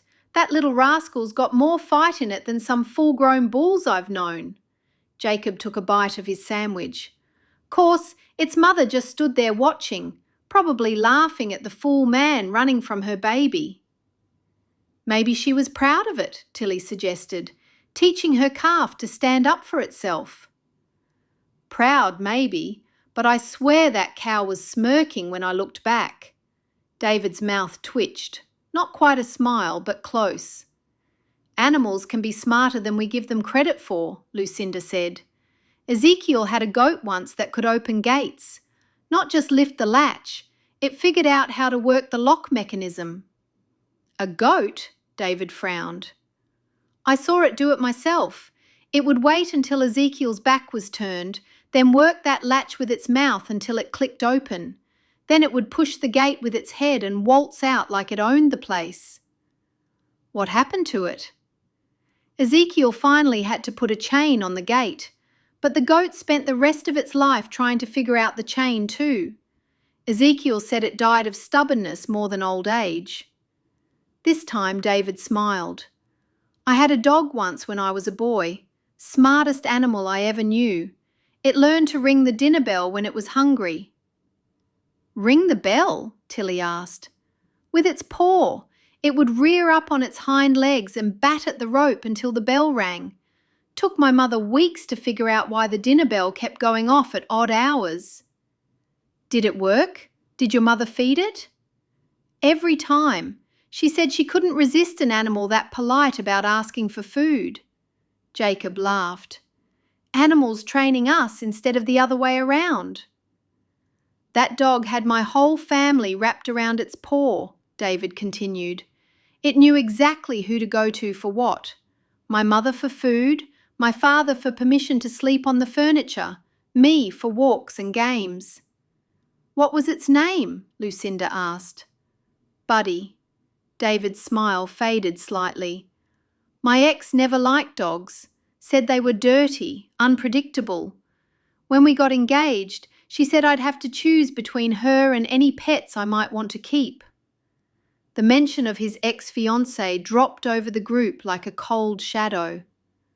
"Well," Tillie said briskly, "she clearly didn't understand that the best people are friends with animals." "She understood plenty," David said bitterly. "She understood she didn't want to be married to a farmer, didn't want to live plain, didn't want any of it in the end." "Then she saved you both a lot of heartache," Lucinda said quietly. "Better to know before than after." David drew his eyebrows together. "You think I should be grateful she left?" "I think you should be grateful you didn't spend years married to someone who didn't want the same life you did." "But I loved her." "I'm sure you did. That doesn't mean she was right for you." "How would you know?" The words came out harder than David had probably intended. Lucinda didn't flinch. "Because I married someone who did want the same life I did, who chose our way of living every day, not just on our wedding day, and it made all the difference." David stared at her for a long moment, then looked down at his hands. "You're right. I'm just not ready to face it. I keep thinking I should have seen it coming, should have known she was having doubts." "Maybe," Jacob said. "Or maybe she didn't know herself until the end." 2 weeks before the wedding, Jacob. She waited until everything was arranged, everyone invited, all the preparations made." "Which tells you something about her character," Tillie said. "Someone who truly cared about you would have spoken up sooner." "Or maybe someone who truly cared about me wouldn't have left at all." "Someone who truly cared about you would have wanted you to be happy," Lucinda said, "even if that meant admitting she couldn't be the one to make you happy." David grunted. "I just feel like such a fool. Everyone knew we were engaged. Everyone was planning to come to the wedding. And now everyone knows she chose the English world over me." "Everyone knows she made a choice," Tillie corrected. "That doesn't make you a fool for hoping she'd choose differently." "Doesn't it?" No, Lucinda said. It makes you someone who believes in love enough to fight for it. There's nothing foolish about that. David picked up his sandwich and took a real bite this time, chewing thoughtfully. My mother keeps saying the Lord has someone else in mind for me, someone better suited. Your mother's right, Jacob said. Hard to believe that right now. Believing in good things when you can't see them yet. That's what faith is, Tillie said. David stared at Lucinda. I do have moments where I'm starting to think maybe she saved us both from a mistake. They sat there for a while with no one saying anything. David ate more of his sandwich and then accepted a cookie from Lucinda. Later, when Jacob told another story about farm mishaps, David laughed. By the time they packed up the remains of the meal, there was colour in David's cheeks again, and his eyes had lost some of their hollow look. This was good of you, ladies, he said as he helped fold the quilt. I haven't been myself lately. None of us have been ourselves lately, Tillie replied. That's why we need each other. Even when we drive each other mad, Lucinda added, giving Tillie a meaningful look. Especially then, Tillie agreed. On the way back to the house, David walked ahead with Jacob, and for the first time in days, his shoulders didn't look like they were carrying the weight of the world. But by the time they reached the house, the old patterns had reasserted themselves. Lucinda began humming again as she washed the picnic dishes. Tillie gritted her teeth and said nothing, but her movements grew sharp and precise, a clear signal of her irritation. Thank you, David said again before he left, for the food and for the conversation. We all had a good time. We'll do it again soon, okay? For sure. After the men were gone, Tillie and Lucinda finished cleaning up in strained silence. I know I hum, Lucinda said finally. Ezekiel used to tease me about it, said I hummed when I was happy, when I was nervous, when I was thinking. He said it was like listening to my mind work. It's distracting, Tillie said, not unkindly, when I'm trying to concentrate. And your silence is distracting when I'm trying to think. I think better with noise. They looked at each other across the kitchen, two women who'd managed to help someone else but couldn't seem to help themselves. At least we helped David. He seems a lot happier, Lucinda said. Yes, Tillie agreed. At least we did that. Chapter 11. For if ye forgive men their trespasses, your heavenly Father will also forgive you. Matthew 6:14. Thursday afternoon brought Martha Troyer back to their door, a covered cake in one hand and a basket of vegetables in the other. I thought I'd check on how you're both settling in, she said cheerfully, bustling into the kitchen. And I brought some things from our garden. The lettuce is coming in beautifully this year. How thoughtful, Tillie said, accepting the basket. Come, sit down. I'll put some coffee on. Oh, don't trouble yourself. I can only stay a few minutes. But Martha was already looking around the kitchen with curious eyes, and Tillie could see her taking in the details. 2 coffee pots on the stove, 2 sets of dishes drying in separate areas, the careful division of counter space. What's going on here? Are you using both sides of the kitchen? Martha asked. We found it works better that way, Lucinda said, appearing from the front room where she'd been mending. Less confusion about whose things are whose. Martha's eyebrows rose slightly. I see. And you both cook separately? Different schedules, Tillie explained quickly. I prefer to eat earlier. Lucinda likes to eat later. This way we don't get in each other's way. How organised. Martha set the cake on the table and looked between them. And you're both comfortable with this arrangement? Very comfortable, Tillie said. Perfectly comfortable, Lucinda agreed. Good, good.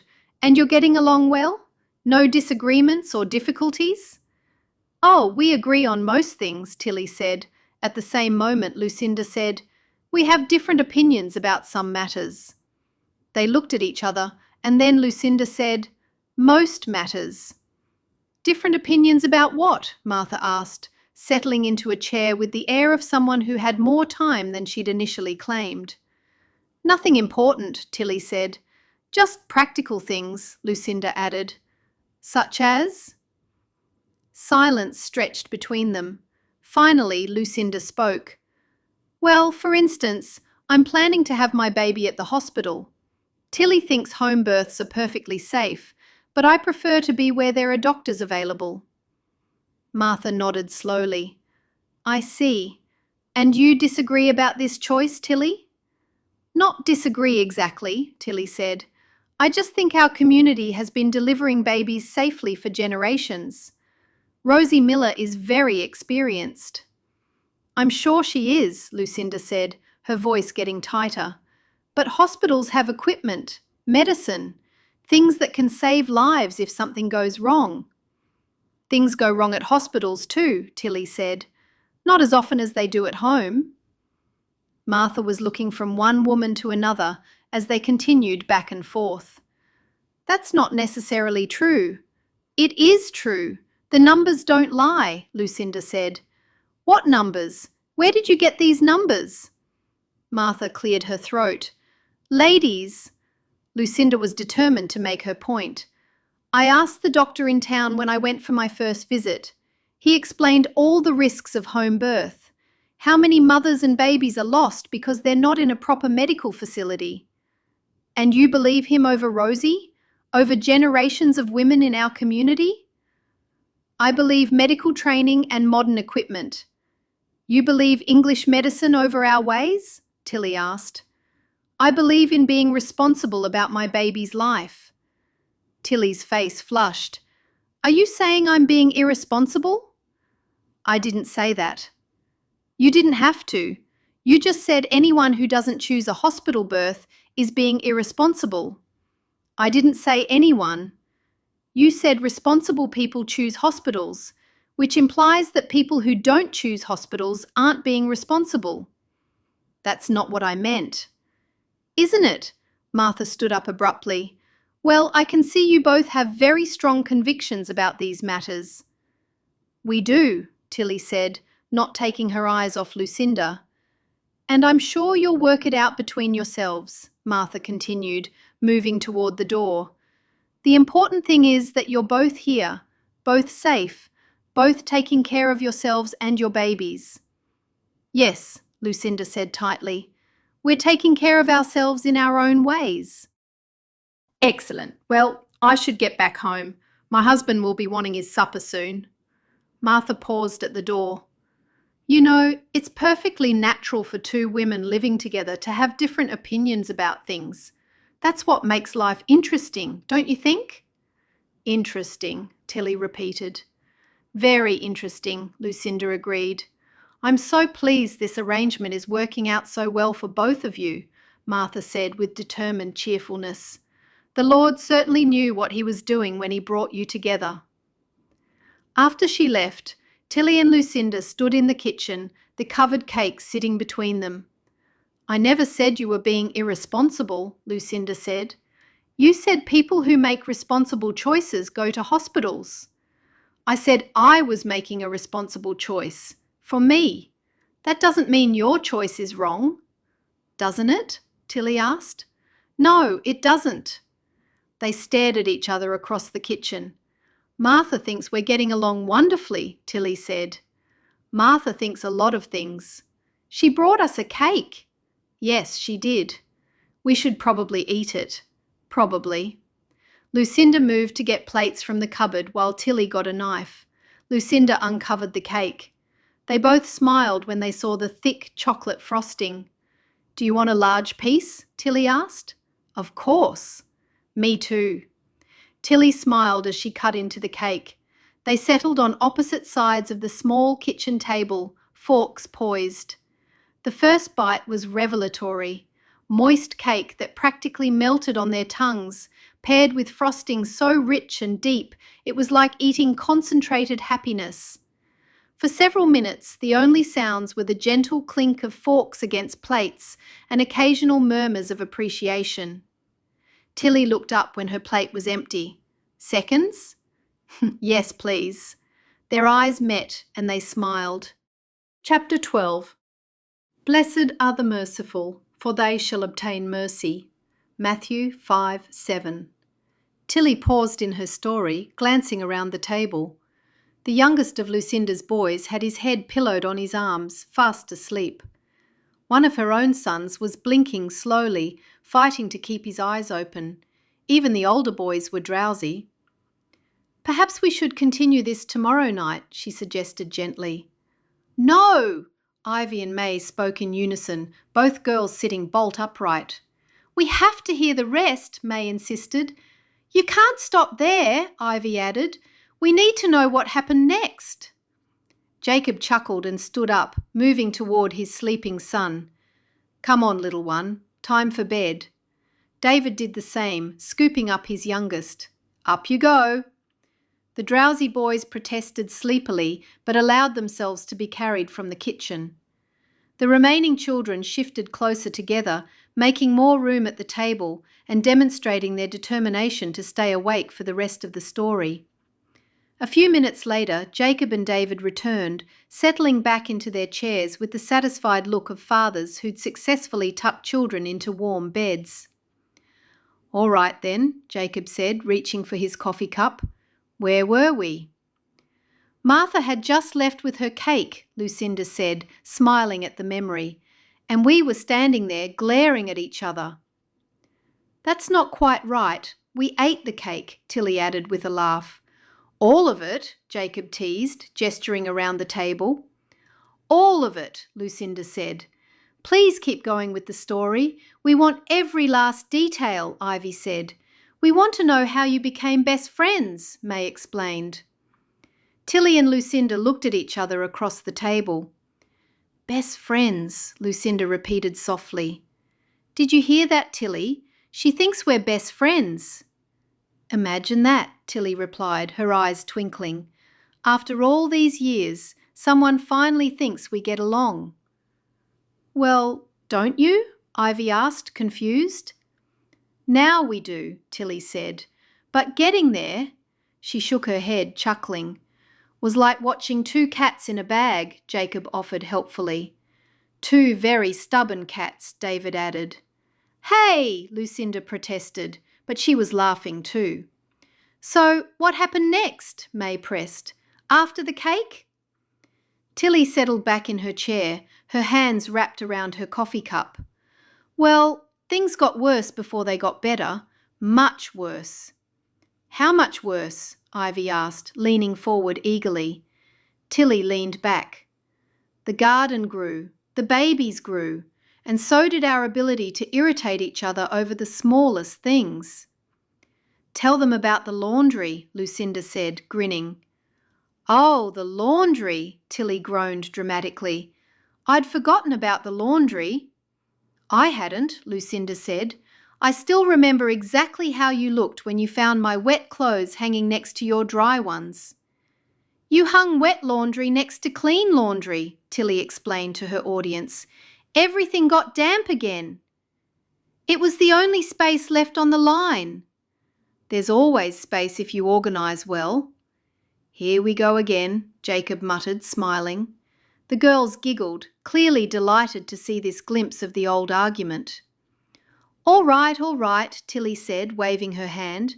"The point is, we found new ways to annoy each other almost daily.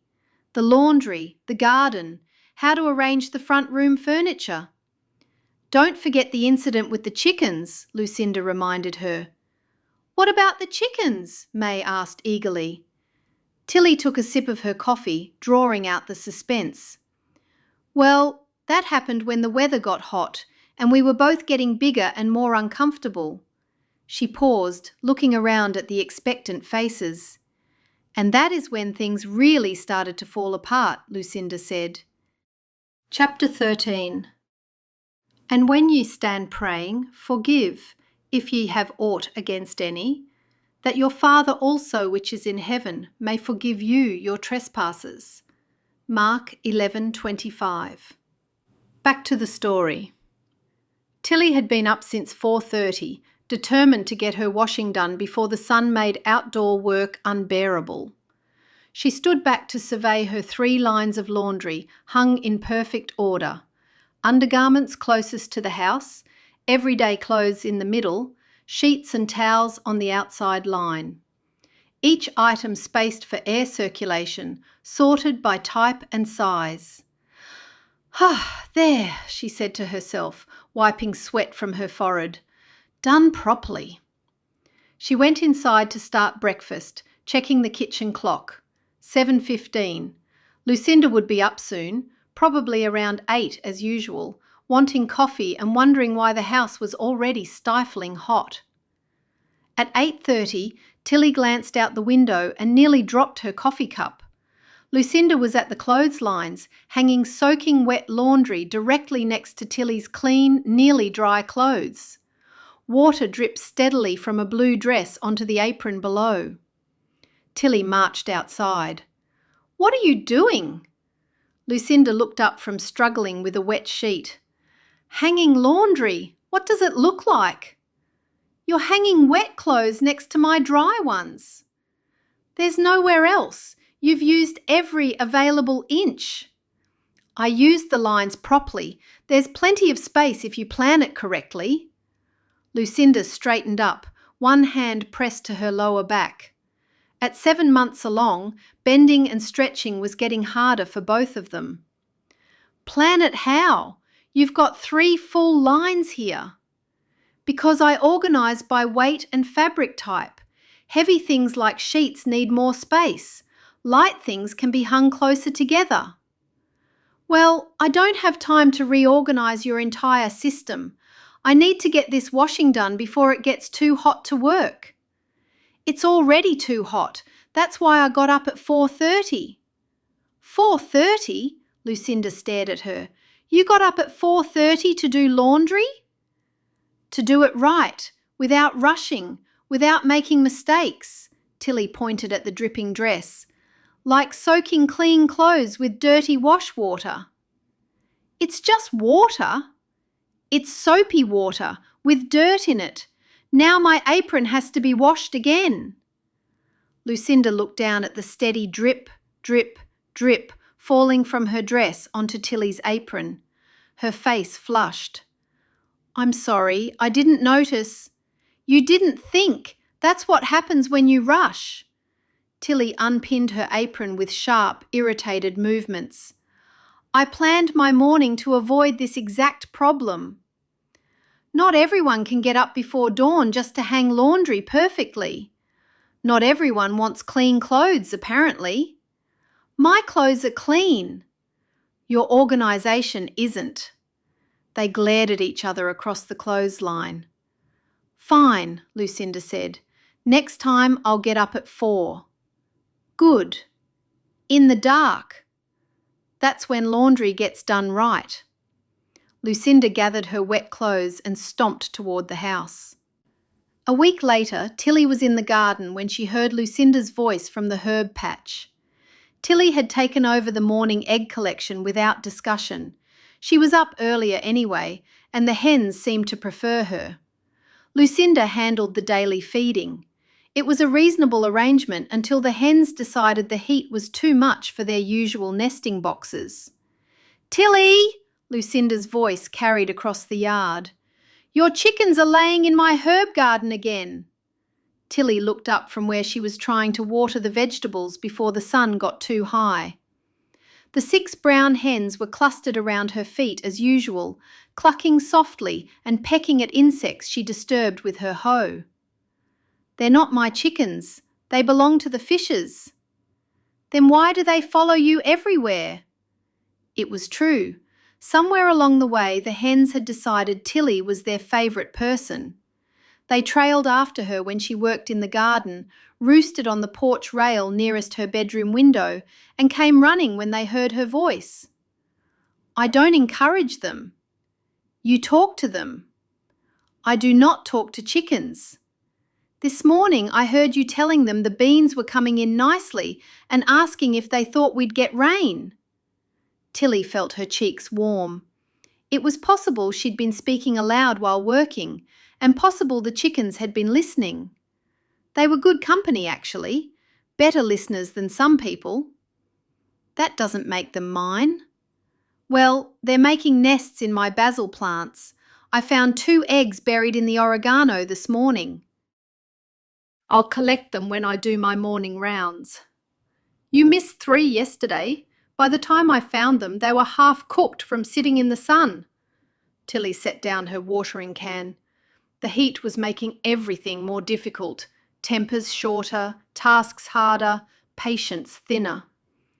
Maybe if you checked your herbs earlier in the morning, maybe if you kept better track of where your chickens are laying. They're not my... Tillie stopped, looking down at the hens pressed against her skirt like feathered children.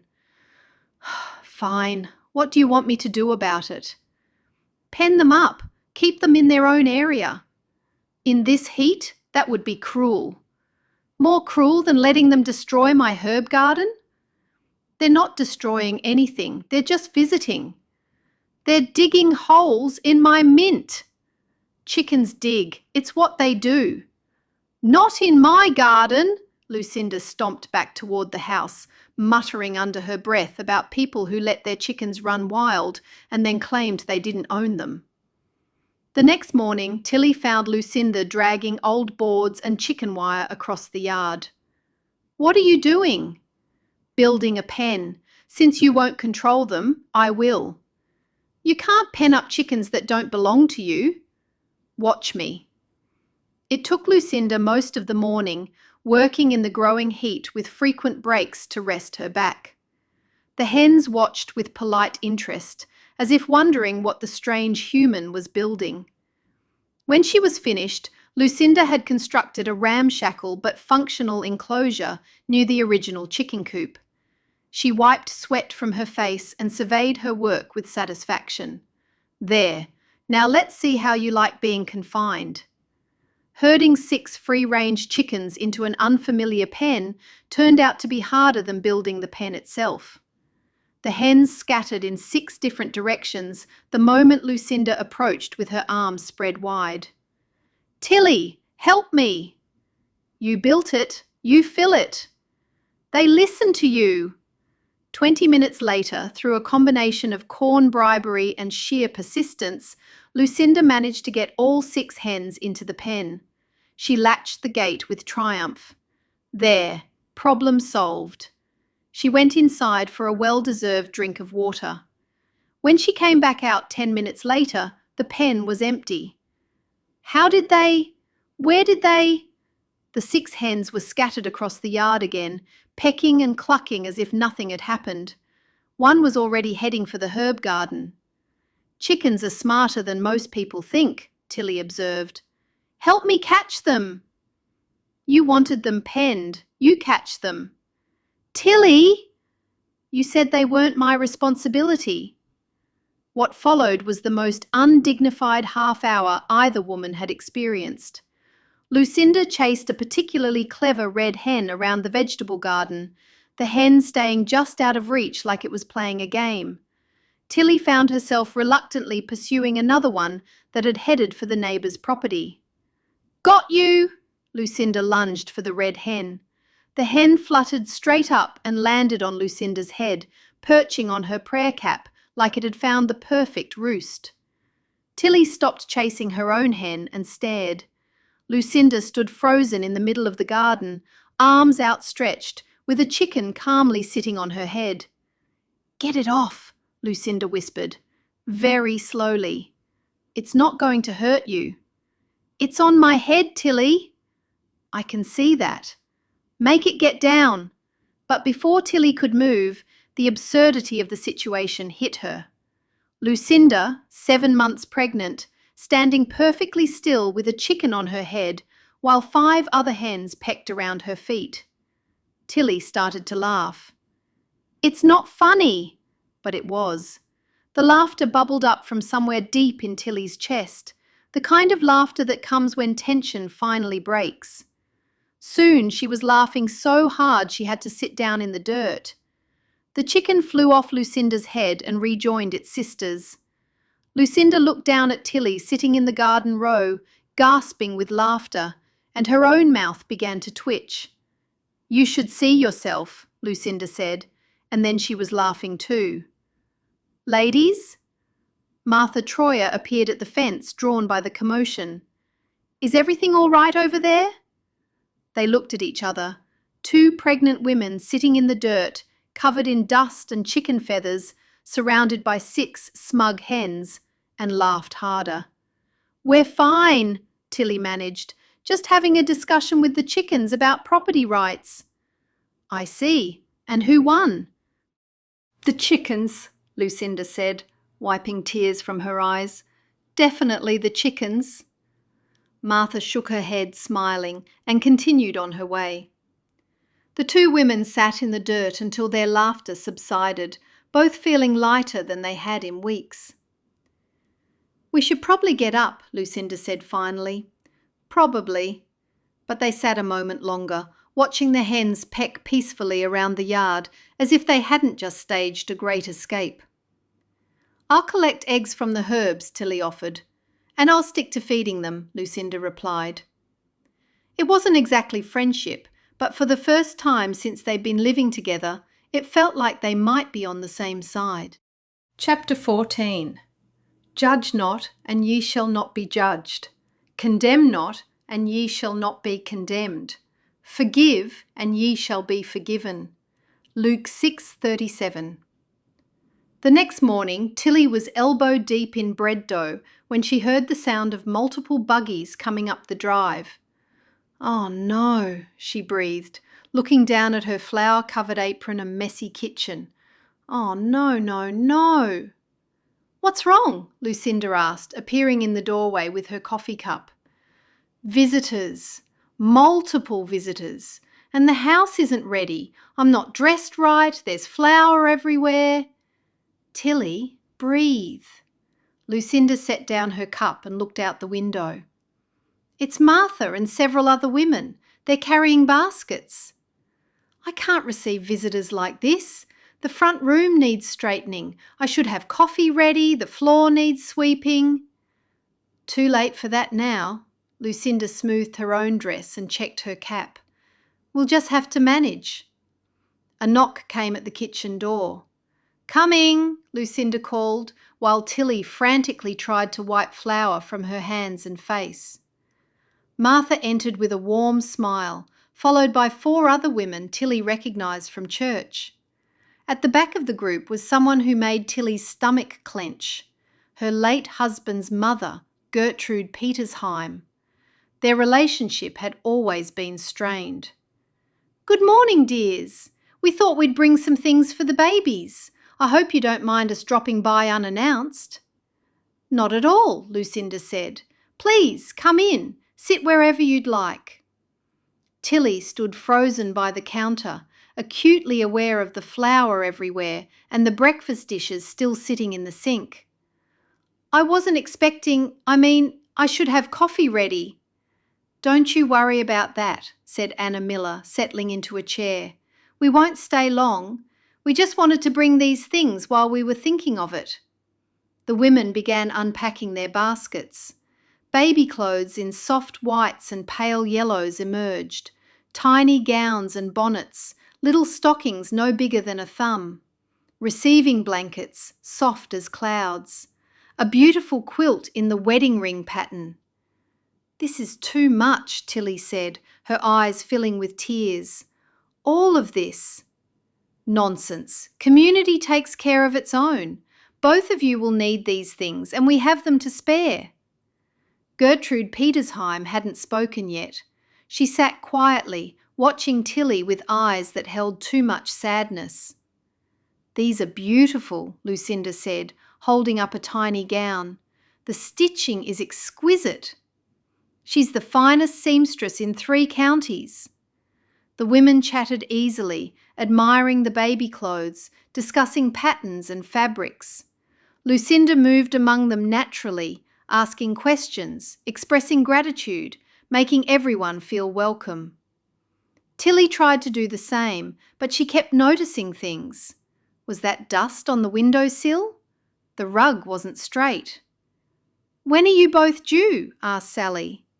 In a couple of months, Lucinda replied, around the same time. How wonderful! Your babies will grow up together like little twins. Tillie, Gertrude Petersheim spoke for the first time, her voice soft but carrying clearly across the room. Might I speak with you privately? Tillie's pulse quickened. Of course. They stepped out onto the porch while the other women continued examining baby clothes and discussing birthing plans. Gertrude looked older since her son's passing, more fragile. Her hands shook slightly as she clasped them in front of her. I wanted to ask you something. About the baby. About after. After? I know you have every right to make your own choices. The baby will be yours, not mine, but... Gertrude's voice broke slightly. This baby is all I'll have left of Zachariah, my only grandchild. Tillie waited, not trusting herself to speak. I'm asking, I'm hoping that you'll let me be part of the baby's life. Not to interfere, not to take over, just to be a grandmother. The tears Gertrude had been holding back began to fall. I know I can have strong opinions about things. I know I wasn't always easy to get along with when Zachariah was alive, but I promise I won't overstep. I just can't bear the thought of losing this connection to him entirely. Tillie felt her own throat tighten. Whatever their differences, Gertrude had lost her son. Nothing could change that grief. Of course, she said, of course you'll be grandmother. This baby needs all the family it can get. Gertrude reached out and squeezed Tillie's hands. Thank you. You don't know what this means to me. When they returned inside, the women were packing up their baskets, the visit winding down naturally. Thank you all so much, Tillie said, meaning it despite her earlier panic. This is incredibly generous. Our pleasure, dear, Martha said. Take care of yourselves, both of you, and don't hesitate to ask if you need anything. After the last buggy disappeared down the drive, Tillie and Lucinda stood in the kitchen, surrounded by piles of baby clothes. That was lovely of them, Lucinda said. Yes, it was. Tillie picked up a tiny bonnet, running her fingers over the delicate embroidery. Your mother-in-law seems sweet. Tillie was quiet for a moment. She can be, when she wants something. What do you mean? Gertrude and I have always clashed. When Zachariah and I were married, she had opinions about everything. How I kept house, how I cooked, what I wore to church, how often we visited. That must have been difficult. She'd come over unannounced, like today, walk right into my kitchen and start rearranging my cupboards. This isn't where the dishes belong, Tillie. You're not seasoning the meat properly, Tillie. Zachariah's father always preferred his shirts pressed a certain way. How annoying. Zachariah said she meant well, said she just wanted to help, but it didn't feel helpful. It felt like she thought I was doing everything wrong. Did Zachariah ever say anything to her? Sometimes, when it got really bad. But then she'd cry and say she was just trying to share her experience, and he'd feel guilty for hurting her feelings. And now she wants to be involved with the baby. She does, and she means it when she says she won't interfere. She probably believes it herself. Tillie. But Gertrude doesn't know how to not interfere. It's not in her nature. They folded the baby clothes for a while in silence. At least the baby clothes are beautiful, Lucinda said finally. They are. Whatever else happens, our babies will be well dressed. It was a small thing to be grateful for, but some days, small gratitudes were enough. Chapter 15. Be ye therefore merciful, as your Father also is merciful. Luke 6:36. The rain started before dawn, a steady drumming on the roof that grew heavier as the morning wore on. By noon it was coming down in sheets, turning the yard into a muddy lake. Tillie and Lucinda sat in the front room, watching water cascade past the windows. The air had turned cool for the first time in weeks, a blessed relief from the summer heat. "Good thing we got the laundry done yesterday," Lucinda said. "Good thing the chickens have their coop," Tillie added, glancing toward where the 6 hens would be huddled together, probably complaining about the weather. A knock at the kitchen door made them both jump. "Who on earth?" Tillie began. Jacob's voice called through the rain. "It's just David and Jacob. We're making sure you're all right." Tillie opened the door to find Jacob and David standing on the porch, both soaked to the skin. Come in," she said. "You're both drenched." "Just wanted to make sure the roof wasn't leaking, that you had enough firewood," Jacob said, water dripping from his hat brim. "We're fine," Lucinda said, appearing with towels. "But you two need to get out of those wet clothes before you catch your death of cold." "We'll just check the windows and—" A tremendous crack of thunder shook the house, followed immediately by lightning that turned the kitchen white as day. "That was close," David said, looking out at the storm. "There was a break in the rain when we started from Jacob's house, and then it poured down when we were halfway here." The rain intensified, if that was possible. It hammered the roof like angry fists, and the wind began to howl around the corners of the house. "You're not going anywhere in this," Tillie said firmly. "Sit down by the fire. I'll put coffee on." "We don't want to impose." "Jacob Lapp, you'll sit down this instant before you drip all over my clean floor." Sometime later, they were all gathered around the fireplace in the front room. The men had borrowed dry shirts from the Fisher's bureau, and their wet clothes hung steaming near the hearth. The storm showed no signs of letting up. If anything, it seemed to be getting worse. "I've never seen rain like this," Lucinda said, curled up in the big chair with a cup of coffee. "Reminds me of the flood of '89, Jacob said. "Remember that, David?" "I was only young then. Thought it was the most exciting thing that ever happened." "Your mother didn't think so. She had you and your brothers lined up for prayer every 10 minutes. They sat for a moment, just listening to the storm rage outside. The fire crackled cheerfully, making the small room feel cozy and safe. "We should play a game," Lucinda said suddenly. "What kind of game?" Tillie asked. "I don't know. Something to pass the time. Tell stories, maybe." "What kind of stories?" Lucinda grinned mischievously. "Embarrassing ones. Most embarrassing moment of your life." "Oh no," David said. "That's dangerous territory." "That's what makes it fun," Lucinda insisted. "Come on, we're all friends here." Tillie looked sceptical. "I don't know if—" "I'll go first," Jacob offered. "Make it easy on everyone else." He settled back in his chair, grinning. "All right, I was maybe 17, trying to impress Maddie Byler. She was the prettiest girl I'd ever seen. 5 years older, but I didn't care." "This is going to be good," David said. "So I decided to show off during the Sunday meal. You know how we young men like to demonstrate our strength?" Jacob puffed out his chest mockingly. "I offered to carry this enormous pot of soup from the kitchen to the serving table." "Oh no," Lucinda said, already giggling. "The pot was heavier than I expected, much heavier, but I wasn't about to admit that in front of Maddie. So I'm walking across the yard, trying to look strong and capable, when my arms start shaking." "What happened?" Tillie asked, despite herself. "I made it almost all the way to the table. Almost. And then—" Jacob spread his arms wide. "Chicken soup everywhere. All over the table, all over the ground, all over me.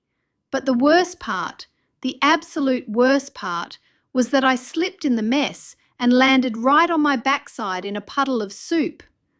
They all burst into laughter. "In front of Maddie?" David asked. "In front of the entire community. Every man, woman and child saw Jacob Lapp sitting in a puddle of chicken soup, covered head to toe in noodles and carrots." "What did Maddie do?" Lucinda asked. Jacob's grin widened. "She came over and helped me up. said anyone who'd risk making such a mess just to be helpful was worth knowing better. And, Tillie prompted. And then she married someone else 6 months later. That's the funniest thing I've heard in a while, Lucinda said, laughing along with the others. Yeah, wasn't funny at the time. Your turn, Jacob said to David. David breathed in deeply. I was hoping you'd all forget about that. Not a chance, Lucinda said. Come on. All right, David stared into the fire. I was about 12. It was my first time helping with the harvest at the Troyer place, trying to prove I was man enough to work with the older boys. Jacob explained to Lucinda. David grew up here and then moved away. Ah, I see. That's how you know each other. Yes, now go on, David, Jacob said. Bishop Troyer had this prize bull, massive thing, supposedly gentle as a lamb. The other boys dared me to walk right up to it and pat its head. You didn't, Tillie said. I did. Marched right into that pasture like I owned the place. The bull looked at me, I looked at the bull. Everything seemed fine. But, Lucinda prompted. But I was wearing my mother's red shirt. She'd made it for me and I was so proud of it. Bright red wool or something. All I know is that it was hot inside that shirt. The bull took one look at that red shirt and decided I was the enemy. Started pawing the ground, snorting, making all sorts of threatening noises. What did you do? What any sensible person would do. I ran. David shook his head at the memory. But the bull was faster. It chased me clear across the pasture, through the fence, around the barn, and right up onto the front porch of the Troyer house. The bull chased you onto the porch? Jacob asked. The bull, me, and half the chickens in the yard. Old Nettie Troyer opened the door to see what all the commotion was about, and there I was, a 12-year-old boy in a red shirt, standing on her porch with a snorting bull and 6 hysterical chickens. They were all laughing so hard now that Tillie had tears in her eyes. What happened then? She managed to ask. Bishop Troyer came out, took one look at the situation, and very calmly led his bull back to the pasture. Then he turned to me and said, Son, next time someone tells you to pet a bull, you might want to consider what you're wearing first. Did the other boys ever let you forget it? Are you kidding? They called me Bull Runner for the next 3 years. Your turn, Tillie, Lucinda said, wiping her eyes. Tillie hesitated. I don't know if mine's as funny as yours. Try us, Jacob encouraged. Well, Tillie took a breath. It was my wedding day. Oh, this is going to be good, David said. I was so nervous about everything being perfect. The dress, the ceremony, the meal afterward. I'd planned every detail down to the minute. Tillie smiled at the memory. But what I hadn't planned for was getting my dress caught. Caught on what? Lucinda asked. The church door, right as we were walking in for the ceremony. The whole bottom of my skirt caught on a nail, and when I tried to pull free, Tillie gestured helplessly, rip, right up the back seam. No, Lucinda gasped. I'm standing there in my torn wedding dress, half the community watching, and my mother starts crying because she spent months sewing that dress. Zachariah, my Zachariah, he just looks at me and says, Well, at least now everyone knows you're human. What did you do? What could I do? I kept going as though nothing was wrong. A friend held the rip closed, and then I had to change into another dress for the wedding dinner. That's actually kind of romantic, Lucinda said softly. It was, in a way, made me realise that perfect isn't as important as I thought it was. It seems I have to keep learning this lesson. They all looked at Lucinda expectantly. My turn? She said. Your turn, they chorused. Lucinda took a sip of her coffee, gathering her thoughts. Mine happened about 2 years ago. I was trying so hard to fit in, to prove I belonged in the community. Her voice grew softer. There was a quilting bee at Martha Troyer's house. All the women were there, working on this beautiful double wedding ring quilt. I wanted so badly to contribute something meaningful. What happened? Tillie asked gently. I volunteered to bring the lunch, said I'd make my grandmother's famous apple pie, something from my English days that I was sure everyone would love. And? I accidentally used salt instead of sugar in my apple pie filling. Lucinda's cheeks turned pink.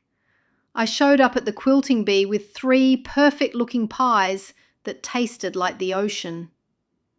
The room went very quiet. "Oh, Lucinda," Tillie whispered. I'd been so careful with the crust, so proud of how beautifully they'd turned out. The lattice work was perfect, but I'd grabbed the wrong canister. They looked identical and didn't realise until Martha Troyer took the first bite. I'd used salt instead of sugar. What did you do? I started crying. Right there in Martha's front room, with 15 women staring at me and my salty pies. I felt like such a failure, like I'd never truly belong.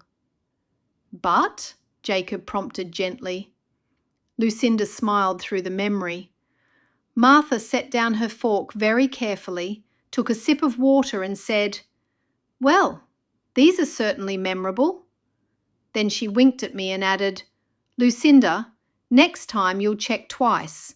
That's how we all learned." She sent me home to get anything else I could bring, even just store-bought cookies, and when I came back with a basket of apples and some cheese, they acted like nothing had happened. "Did anyone else eat the pie?" David asked. Not a bite. No one made me feel bad about it. No one lectured me about labelling my canisters. They just accepted that I was learning. "That's not embarrassing," Tillie said. "That's sweet." It was embarrassing at the time. I wanted to disappear into the floor. But looking back, Lucinda gazed into the fire. It was the moment I realised this community wasn't going to give up on me just because I made mistakes. Thunder crashed overhead, but the storm felt less threatening now. The 4 of them sat in comfortable silence, the weight of shared stories settling over them like a warm quilt. "We should probably think about supper," Tillie said eventually. "I'll help," Lucinda offered. "We can all help," Jacob said. "Least we can do after imposing on your hospitality." "You're not imposing," Tillie said, and realised she meant it. "You're just here." Outside, the storm continued to rage, but inside, around the warm fire, 4 people who'd been thrown together by circumstance were getting along. Chapter 16. We love him because he first loved us. 1 John 4:19. By midnight, the storm had gentled to a steady patter on the roof. Jacob and David gathered their dried clothes and prepared to make a dash for home. "Thank you for the stories," Jacob said, pulling on his coat. "And the dry clothes. We'll wash them and bring them back." "And thanks for the supper," David added.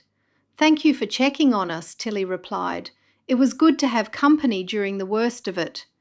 "We should do this again sometime," David added, "without the storm." After they left, Tillie and Lucinda cleaned up the dishes and banked the fire. "That was nice," Lucinda said, hanging the dish towel to dry, "getting to know them better." "It was," Tillie agreed, to realise she meant it. "I haven't laughed that hard in months." They went upstairs to their separate rooms, both tired from the long day. The next morning, Lucinda woke to unusual silence. No sounds from the kitchen, no smell of coffee brewing. She checked the clock, 8:30. Tillie was always up by 6 at the latest. She walked downstairs in her nightgown and robe. The kitchen was cold, the stove unlit. No sign that Tillie had been down yet. Lucinda climbed back upstairs and tapped gently on Tillie's door. "Tillie, are you all right?" A weak voice answered from inside. "I don't feel well." May I come in?" "Yes." Lucinda opened the door to find Tillie still in bed, her face pale and drawn. Even from the doorway she could see Tillie was shivering despite being buried under quilts.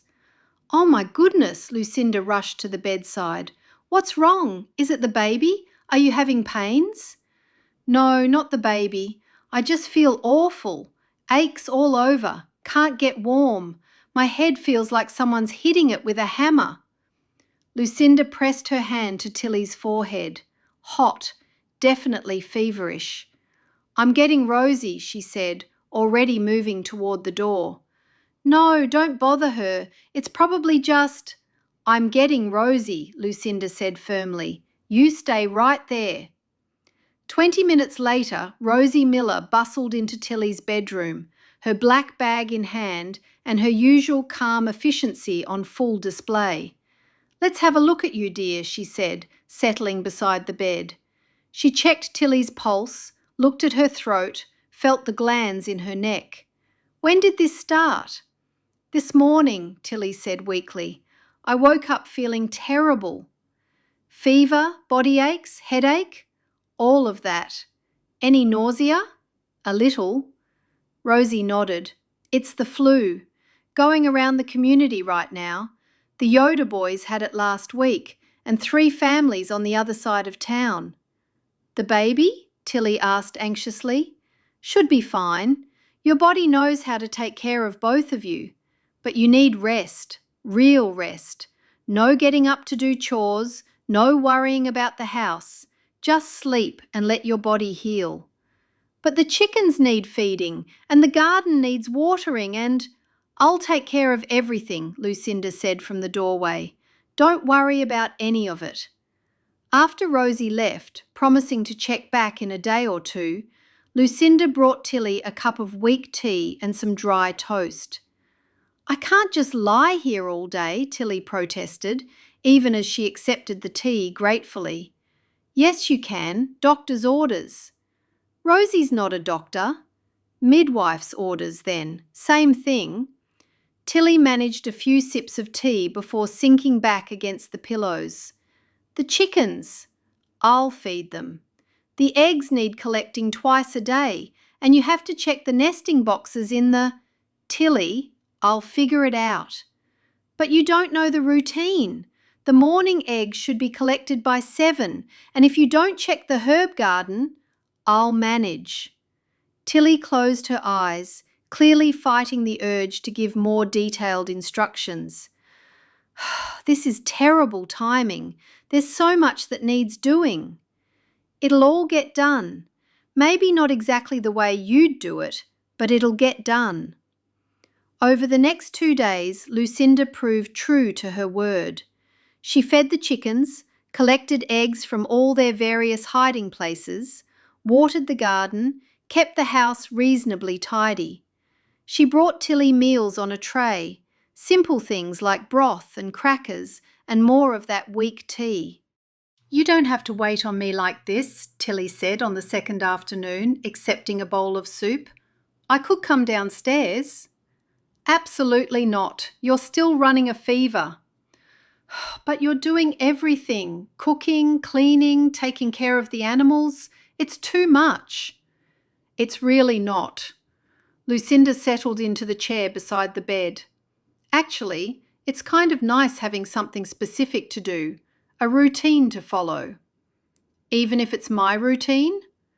"Even then." Tillie ate a few spoonfuls of soup, then set the bowl aside. "I can't remember the last time I spent a whole day in bed.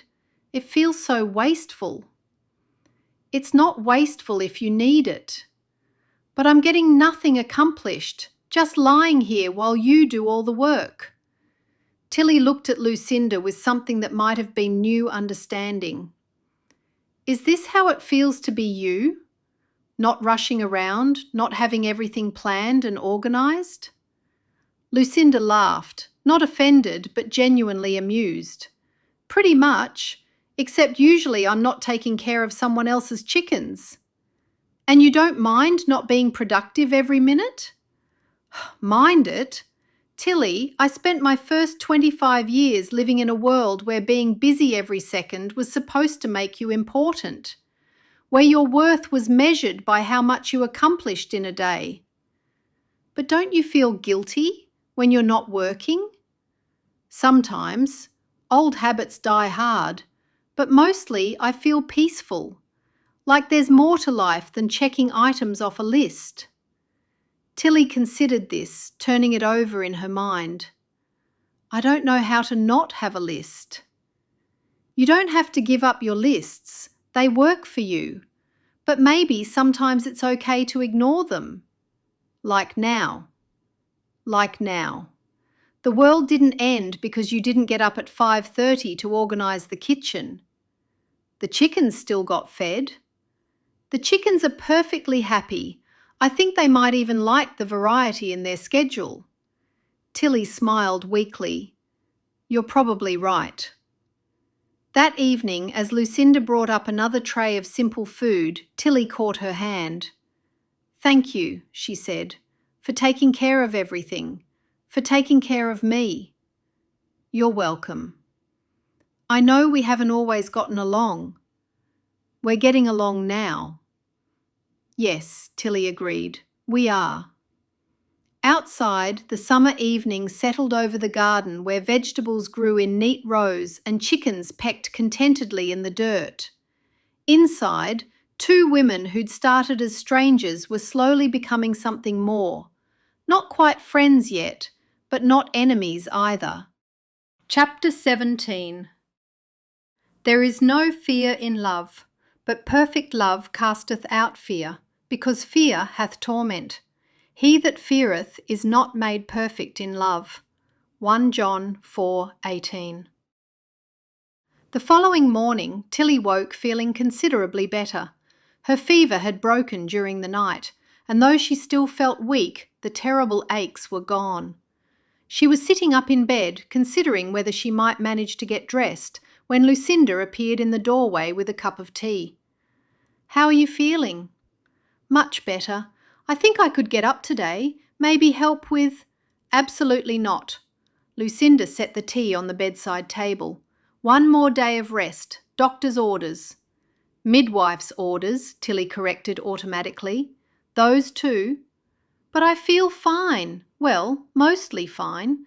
I could at least come downstairs and sit in the kitchen. Tomorrow. Today you stay in bed. Lucinda settled into the chair. I'm going to make you something special to eat, something to help you get your strength back. Tillie wrinkled her nose. I don't feel like eating anything at all. It won't hurt me not to eat for one day. You want to eat this, trust me. What is it? Lucinda grinned mysteriously. It'll be a surprise. After she left, Tillie could hear her moving around downstairs, opening and closing cupboard doors, rattling pans, the sounds of someone cooking with great determination, if not great skill. Later, a distinctly burning smell began to drift through the house. Lucinda, Tillie called from her bed, are you all right? I can smell something burning. It's not burning, came the reply from downstairs. It's cooking. But I smell a burning smell. Don't worry about it. Do you want anything? Water? A hot drink? No, nothing. But Tillie couldn't help sniffing the air. That was definitely something burning. The smell grew stronger, then seemed to fade. Tillie heard the kitchen door open and close, and she wondered if Lucinda was airing out the house. Around noon she dozed off, despite her worry about whatever cooking disaster might be happening in her kitchen. She woke to the sound of the oven door slamming shut and Lucinda's voice calling out, "Just in time!" Footsteps on the stairs, and then Lucinda appeared carrying a plate with what looked like a slice of pie, still steaming from the oven. "I made you a chocolate shoe-fly pie," Lucinda announced proudly, setting the plate on the bedside table. Tillie looked at the pie slice. It was definitely pie-shaped, and it was definitely some shade of brown, though whether from chocolate or from being slightly overcooked was hard to tell. I thought we didn't have any chocolate, she said carefully. Lucinda paused. We didn't, so I just had to leave that out. It's not a chocolate shoe-fly pie then. It's just a regular shoe-fly pie. Lucinda considered this for a moment. Oh yeah, you're right. They both stared at the pie. What's in it then? Tillie asked. Well, I started with the shoe-fly pie recipe from memory. Molasses, flour, brown sugar, the usual things. From memory? I've made it before, sort of. Lucinda shifted her weight. And when I realised we didn't have chocolate, I thought maybe I could substitute something else to make it special. What did you substitute? Coffee, strong coffee. I thought it might give it a rich flavour like chocolate. Tillie picked up the fork and took a careful bite. The texture was interesting, slightly gummy, with a distinct burnt coffee flavour that made her eyes water. It's very unique, she managed. It's terrible, isn't it? It's not terrible, Tillie said diplomatically, then paused. Actually, it is a bit terrible. Lucinda laughed. I'm sorry. It started to overcook a bit. Then I thought it would get better somehow if I turned down the heat. That's not usually how baking works. I'm learning that. Lucinda took the plate back. I'm so sorry. I wanted to make you something nice, something to cheer you up. You did cheer me up.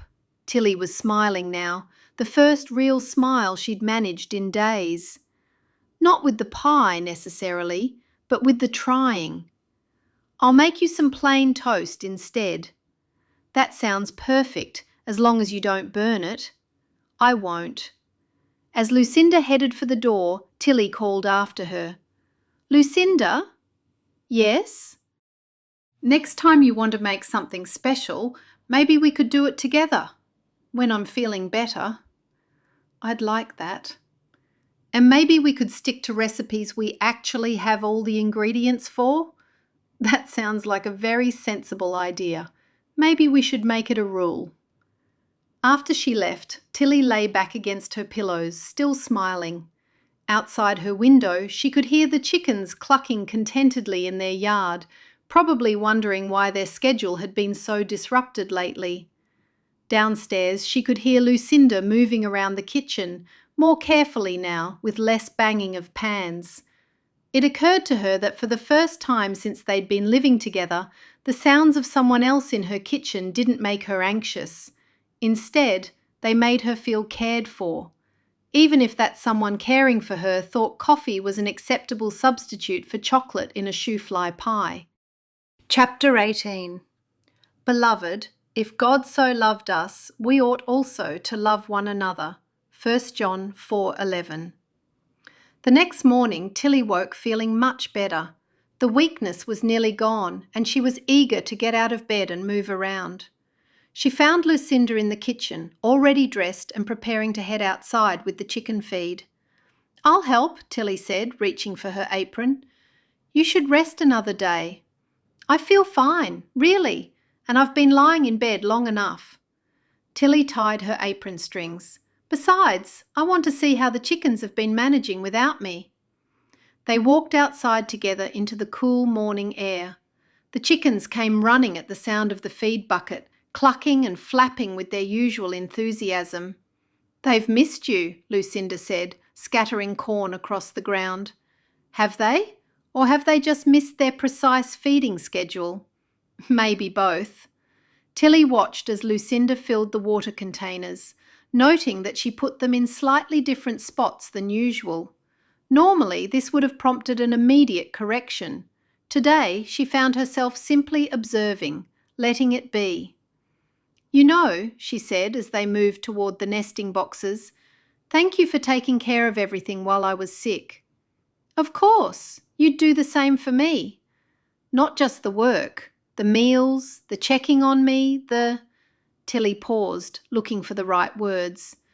The kindness. I know we haven't always been easy on each other. Lucinda smiled. We're learning. They turned their attention to collecting eggs and checking that the coop was clean. It was peaceful, working side by side without the usual tension about who was doing what correctly. "The strangest thing," Tillie said as they gathered the last of the eggs, "is how different everything feels now. Not just between us, but everything. Since the accident." "You mean the accident that took away our husbands?" "Yes." Lucinda's hand stilled on the egg she was reaching for. They'd never talked about it directly before, the day that changed both their lives forever. "Different how?" "Like the whole world shifted slightly. Nothing looks quite the same as it did before." Lucinda nodded slowly. "I know exactly what you mean. After that day, I kept expecting Ezekiel to walk through the door. For months, I'd hear a buggy coming up the drive and think, 'Oh good, he's home.' Yes, I did the same thing.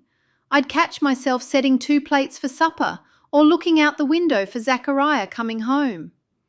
They began walking back toward the house, both moving slower than usual. "How did you find out?" Lucinda asked quietly. "I mean, who came to tell you?" Tillie's hands tightened on the egg basket. It wasn't a question she'd been asked directly before. People usually approach the subject carefully, with euphemisms and gentle references. "Bishop Troyer came to the house. I was making bread and I saw his buggy coming up the drive. I thought it was strange, him coming alone in the middle of a Tuesday morning." She took a breath. "I knew before he even got to the door. Something about the way he walked, the way he wouldn't look at me." "What did he say?" "That there'd been an accident at the construction site. That Zachariah, his cousin Ezekiel, and another man had been—" She stopped. "How did you find out?" "My community's bishop's wife. She came with 2 other women from the community. I was hanging laundry and I saw them coming. 3 women in their good dresses on a Wednesday afternoon. I knew it wasn't a social call." "Wednesday? But it happened on Tuesday." "The news took time to travel, and I think they wanted to be sure before they told the families." Tillie sank down on the porch steps, the egg basket forgotten beside her. "I never thought about that, about how you heard or when. I was so lost in my own shock. It's horrible, but I didn't have the strength to be concerned about anyone else." Lucinda sat down beside her. "She said there'd been an accident where the men were working, that the scaffolding had collapsed and 3 men were killed." "Did you believe it right away?" "No. I kept thinking there had to be a mistake. Ezekiel was careful. He was always so careful about safety." Lucinda's voice grew quiet. "I asked her if she was sure, if maybe Ezekiel was just hurt, maybe in a hospital somewhere. I did the same thing. I told Bishop Troyer he must be wrong, that Zachariah would have been more careful than that Zachariah knew about construction, knew how to stay safe." "But they were working so far from home, 2 counties away. We couldn't just go see for ourselves." "That was the worst part," Tillie said. "Not being there, not knowing exactly what happened or if they suffered or if they were together when it happened." "Yes, I guess they would have been." "I kept all his letters.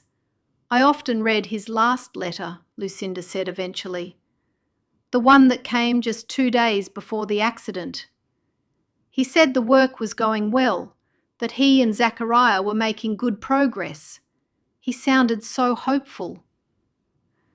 "Zachariah's last letter said almost the same thing, that he was working with good men from home, that the pay was better than expected." Tillie's voice caught slightly. "He said he'd be home in another week and we'd start getting ready for the baby together." "Ezekiel said that too, about coming home soon, about being there when the baby came. He said he wouldn't let me do that alone. Now I'm doing it alone." "Me too. I was angry about that for the longest time, that they were away from home when they died. If they'd been working locally, if they'd been in their own beds that night." I was angry too. At Ezekiel for going, at myself for letting him go, at God for... Lucinda stopped. For taking them when we needed them most. Yes. You think the same? Tillie nodded. It's hard not to. A chicken wandered over and began pecking at something near their feet, oblivious to the weight of their conversation. Do you still get angry? Tillie asked. Sometimes, but also grateful in a strange way. Grateful that Zachariah was with Ezekiel, that neither of them died alone, among strangers. Yes, Tillie said quietly. I'm grateful for that too. They were cousins. They'd known each other all their lives. At least they had family with them at the end. I used to wonder if they talked about us, about the babies coming, about their plans. I'm sure they did. Zachariah always said Ezekiel was like a brother to him. And Ezekiel always spoke so fondly of Zachariah, said he was one of the most reliable men he knew.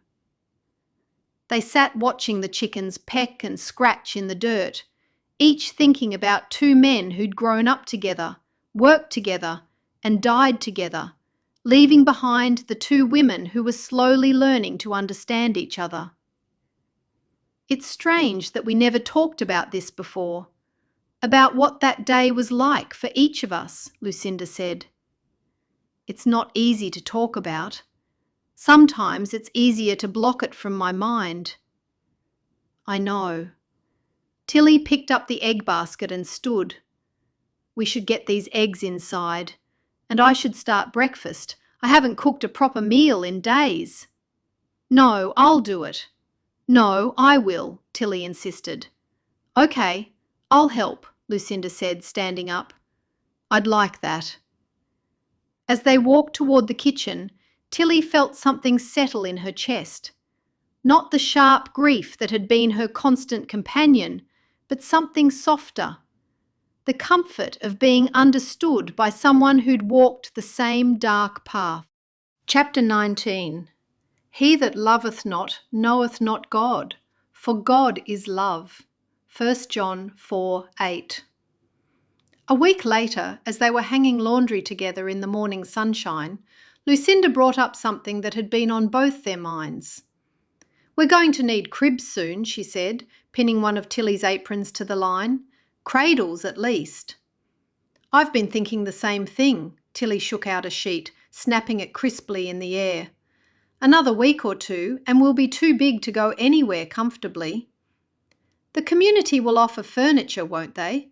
Hand-me-downs from families with older children? They will. Martha's probably already making a list of who has what to spare. They worked in silence for a moment, both knowing what the other was thinking. I'd like to choose my own crib, Lucinda said finally. New ones, I mean, before we're flooded with well-meaning offers of whatever's available. So would I. Tillie felt a small relief at admitting it. I know it's not practical, and I know the community wants to help, but you want something that's yours, that you picked out yourself. Yes. Should we ask Jacob to take us into town? There's that furniture store on Main Street. We could make a day of it, Tillie said, warming to the idea. Have lunch somewhere. Soon they were knocking on Jacob's kitchen door. A shopping trip? Jacob looked pleased when he heard their idea. I'd be happy to drive you ladies into town. We don't want to impose, Tillie began. No imposition. I'll ask David if he wants to come along. Make it a proper outing. By noon, they were all settled in Jacob's larger buggy, the one he used for hauling supplies. The women sat in the back, comparing notes about what they were looking for, while Jacob and David discussed the best route into town and where they would park when they arrived. The furniture store was larger than either woman remembered, with cribs and cradles displayed prominently near the front windows. A well-dressed salesman approached them almost immediately. Good afternoon, he said cheerfully, discreetly looking them up and down. "Looking for nursery furniture today?" "Yes," Tillie said. "Cribs for our babies." The salesman's face lit up. "Wonderful! Congratulations to all of you. When are the little ones due?" Tillie and Lucinda exchanged glances. The man had clearly assumed Jacob was with Tillie and David was with Lucinda.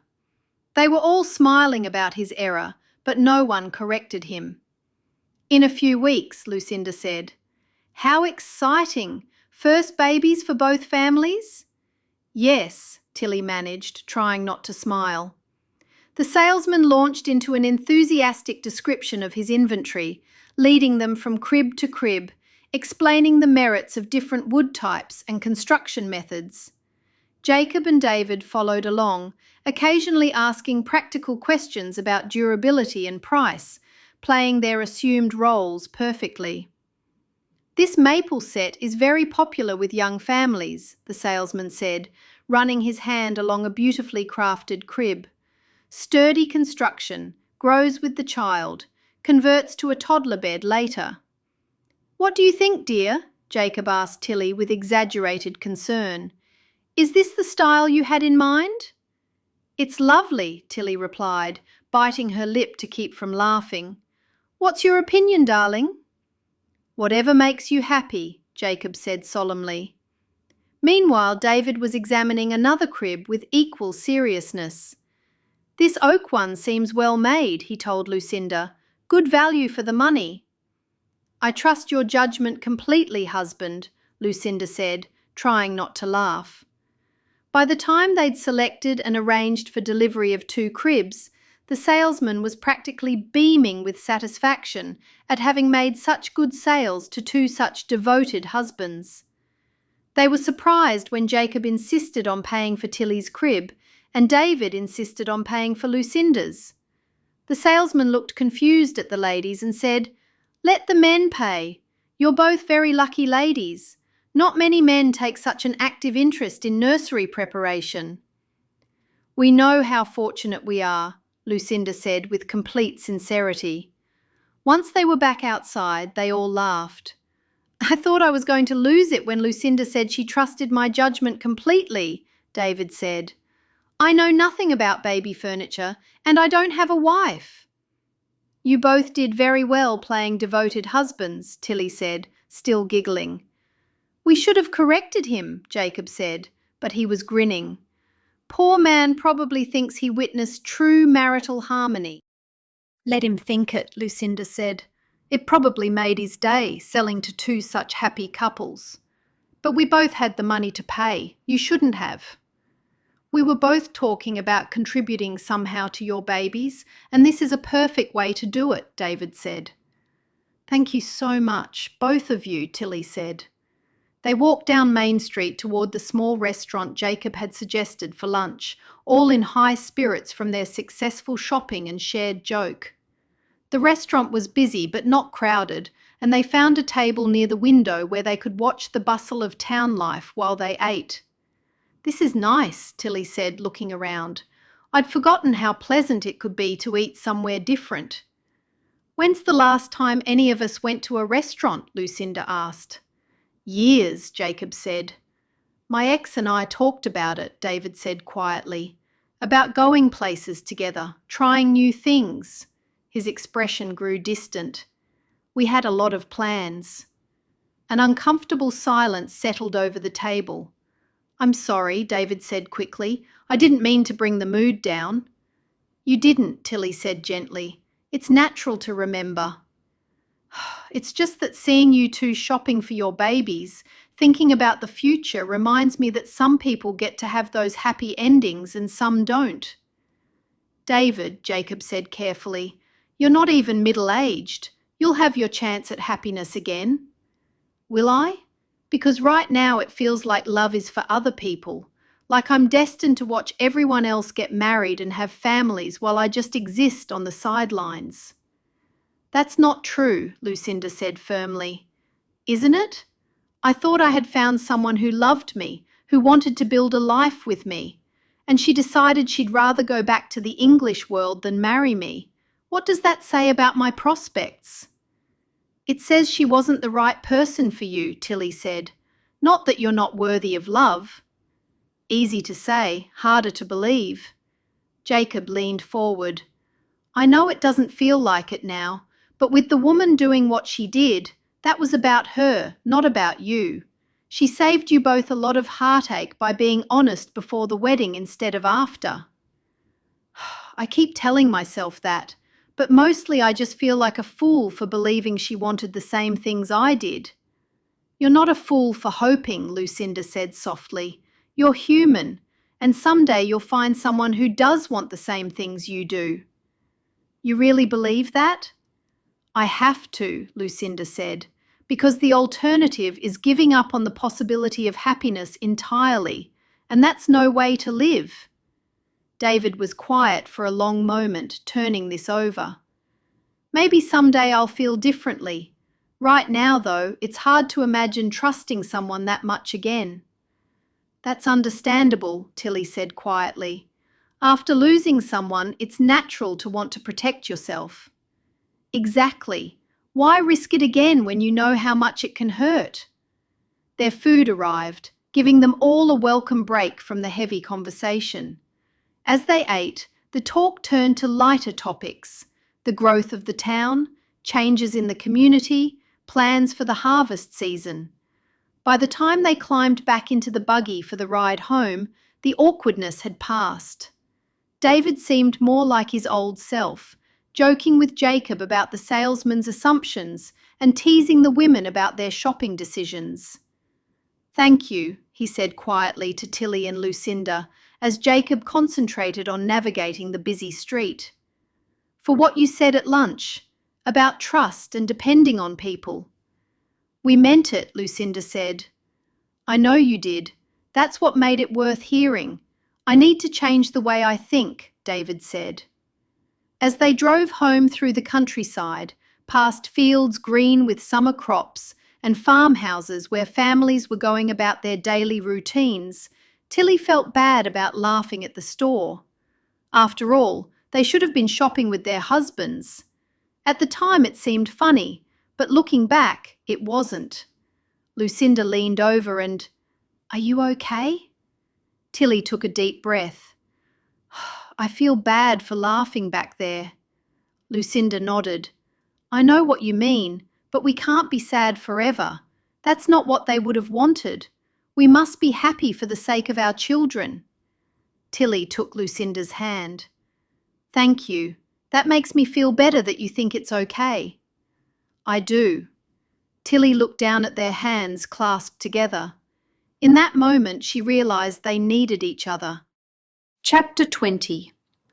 Beloved, let us love one another, for love is of God, and everyone that loveth is born of God, and knoweth God. 1 John 4:7.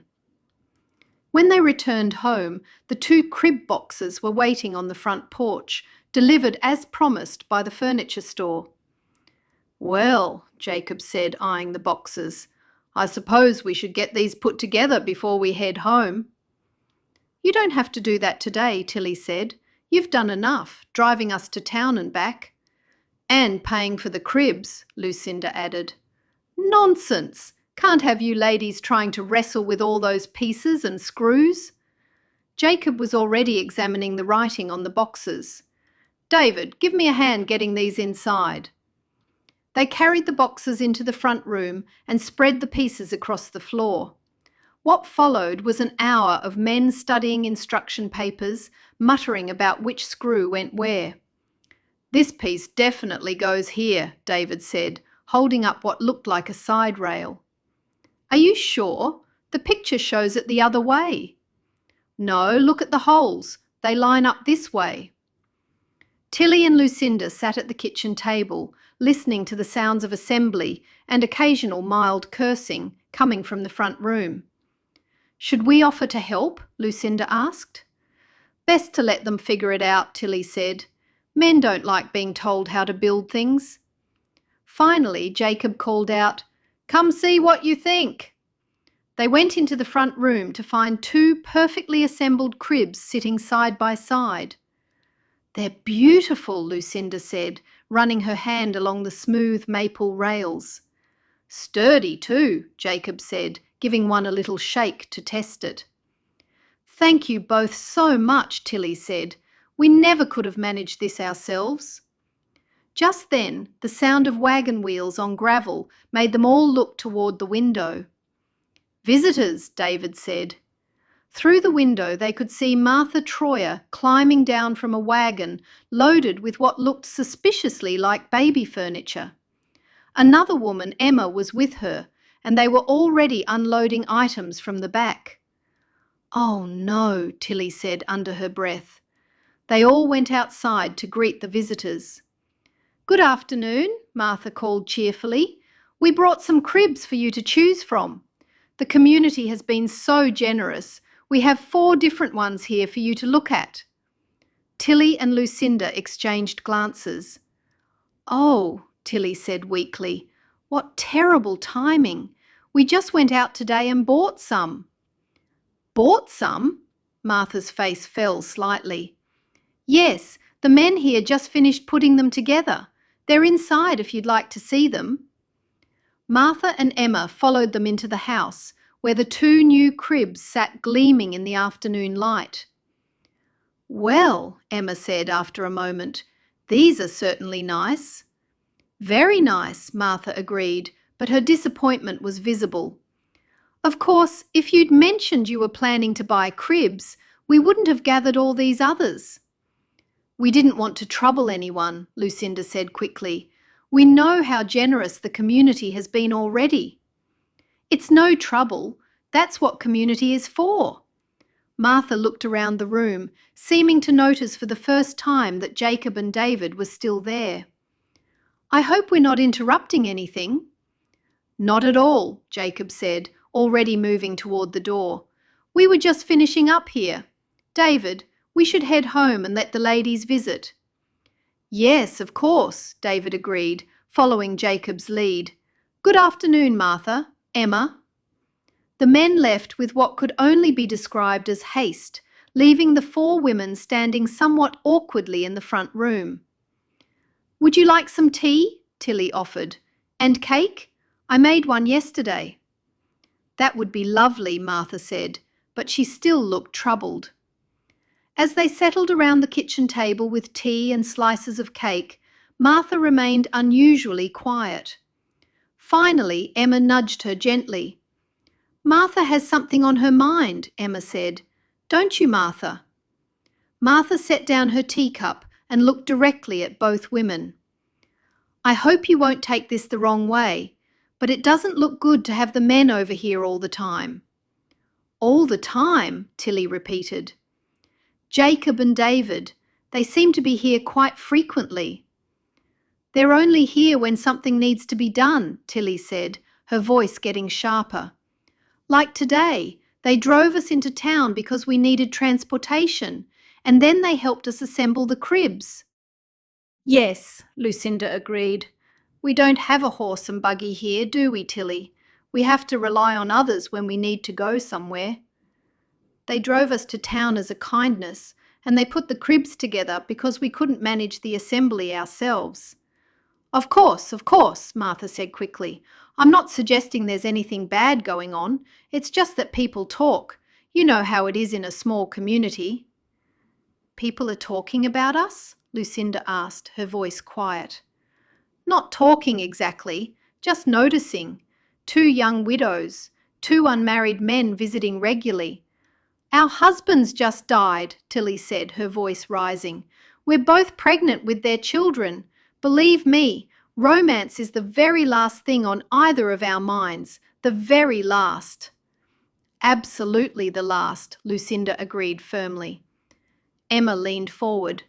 "Of course it is. Martha didn't mean to imply otherwise. Did you, Martha?" "No, certainly not. I just thought, well, I thought you should know that people are noticing, that's all." "Noticing what exactly?" Tillie asked. "The frequency of visits. Today when we drove up, it looked very much like 2 couples spending time together." "Because they were helping us," Lucinda said. "Nothing more." "I know that. You know that. But from the outside, it looks like neighbours helping neighbours, Tillie said firmly, which is exactly what it is. Martha sighed. You're right, of course. I just worry about appearances. For your sake, not anyone else's.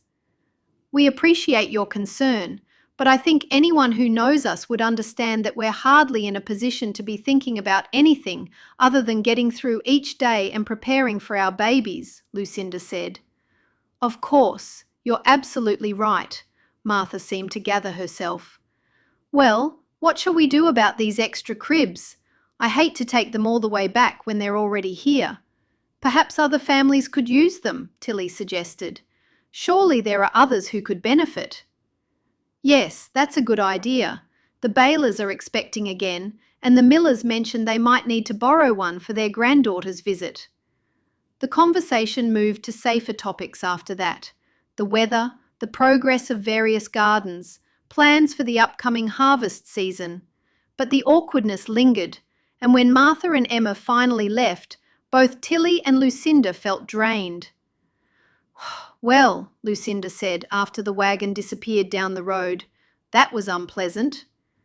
People are talking about us. I never thought... we've been so careful to be proper about everything. Tillie sank into a chair. We have been proper. Jacob and David have been perfect gentlemen. There's been nothing improper about any of it. But apparently that doesn't matter. Apparently, just having men here to help with necessary things is enough to set tongues wagging. What are we supposed to do? Never ask for help with anything? Carry furniture by ourselves? I just know I don't like the idea of people watching us, judging every interaction we have. Tillie looked over at the cribs. Then we'll have to be more careful, more distant, less friendly, Lucinda said. Which seems unfair to Jacob and David. They've been nothing but kind to us. Life isn't always fair. Englishers wouldn't think twice. Lucinda sat in silence, thinking about the price of living in a small community where everyone knew everyone else's business, where even innocent friendships could become the subject of speculation. Chapter 21. My little children, let us not love in word, neither in tongue, but in deed and in truth. 1 John 3:18. The next morning, Tillie appeared at the kitchen table with an armload of soft blue fabric. What's that for? Lucinda asked, looking up from her coffee. Crib sheets. I've had this fabric for months. I brought it with me. Tillie spread the material across the table, examining it for flaws. I'll make sheets for both cribs. Might as well put it to good use. That's very kind of you. Are you sure you have enough? Plenty, and I enjoy the sewing. Tillie began measuring and marking with careful precision. What will you do today? I thought I'd wash all those baby clothes we got from the ladies, get them ready and see what we actually have. Lucinda gestured toward the basket of tiny garments that had been sitting in the front room since Martha's visit. Some of them look like they haven't been used much. Good idea. They worked through the morning in comfortable parallel, Tillie cutting and pinning fabric at the kitchen table, Lucinda sorting and washing clothes in the backyard. The rhythm of separate but coordinated work had become familiar, even pleasant.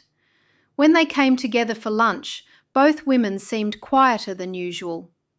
The sheets are coming along well, Tillie said, serving simple sandwiches and soup. Should have them finished by tomorrow. The baby clothes are mostly lovely, a few stains but nothing that won't come out. Lucinda stirred her soup absently. It's strange to think about tiny people wearing them soon. Very soon, another month, maybe 6 weeks.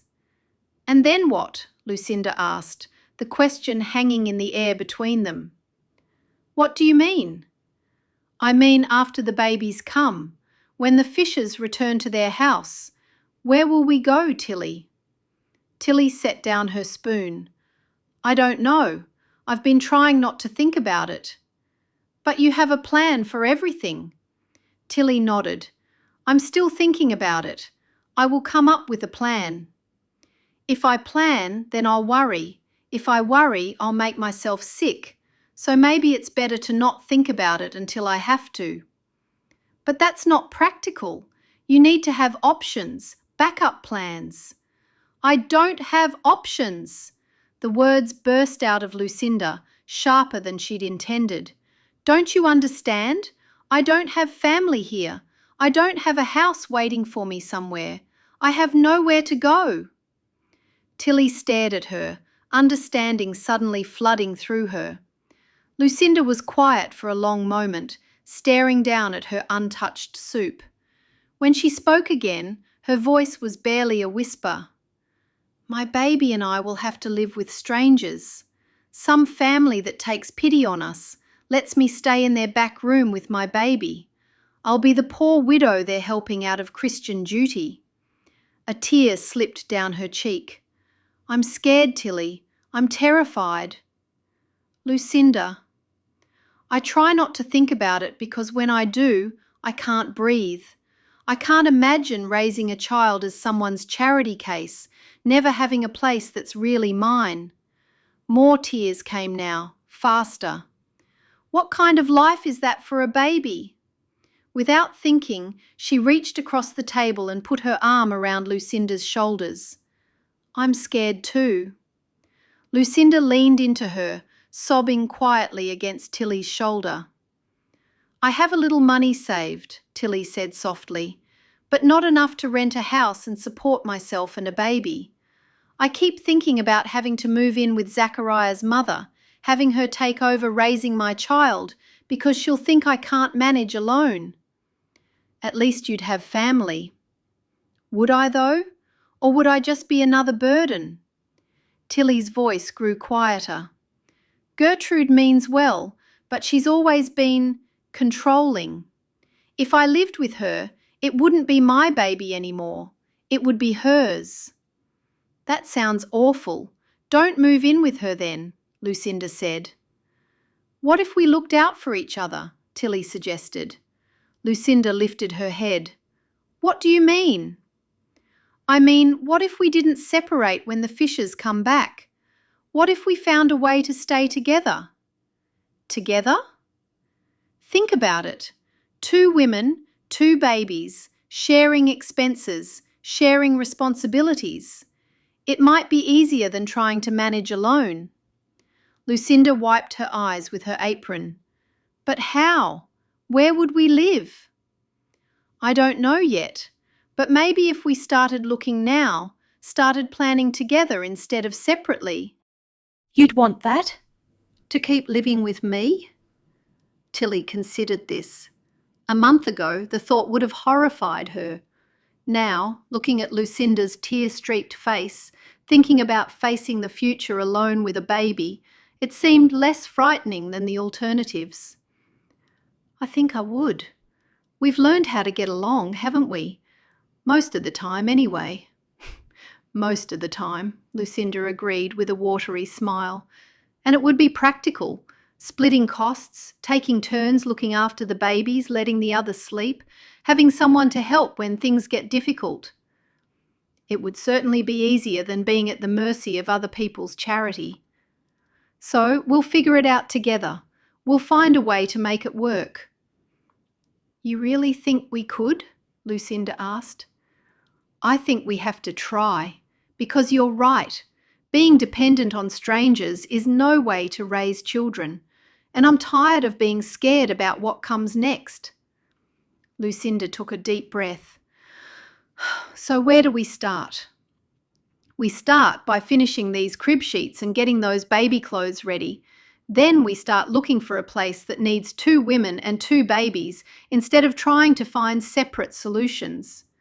Lucinda sniffed. Okay, that makes me feel better. Me too. Chapter 22. This is my commandment, that ye love one another, as I have loved you. John 15:12. That afternoon, Gertrude Petersheim arrived without warning, just as she always had when Zachariah was alive. Tillie was sitting at the kitchen table hemming the new crib sheets when she heard the buggy pull up. "Tillie, dear," Gertrude said, letting herself in through the kitchen door. "How are you feeling?" "Fine, well enough." Gertrude approached and, without asking, placed both hands on Tillie's rounded belly. "The baby's sitting low. Won't be long now." Tillie stiffened but didn't pull away. She'd never liked people touching her without permission, but Gertrude had never seemed to notice such preferences. "Sit down," Tillie said, trying to sound welcoming. "I'll put coffee on." "That would be nice." Gertrude settled into a chair, her eyes taking in the kitchen with its careful division of space. "I wanted to talk to you about after the baby comes." "Oh?" "You must live with me, you and the baby." Gertrude leaned forward. "I know you value your independence, and I respect that. But think practically, Tillie. You'll need help with the baby, and I'll want to be involved as the grandmother." "I appreciate the offer, Gertrude. I do, but I know what you're thinking, that I'll interfere too much, try to take over. But I've been thinking about that conversation we had, and I realise I can be strong-willed about things. I'm willing to step back, let you be the mother. But the baby needs family, Tillie, real family." Before Tillie could respond, Lucinda appeared in the kitchen doorway. "Oh, hello, Gertrude. I didn't know you were visiting." "Lucinda," Gertrude's smile was polite but cool. "How are you managing?" "Very well, thank you."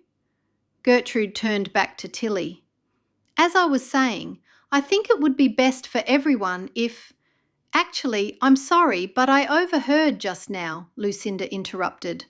"Tillie and I are planning to get a house together after the babies come." Gertrude went very still. "Together?" "Yes, we've decided it makes sense. 2 women helping each other, sharing expenses, taking care of the children together." Gertrude looked at Tillie with something that might have been hurt or anger. "Is this true, Tillie?" Tillie felt heat rise in her cheeks.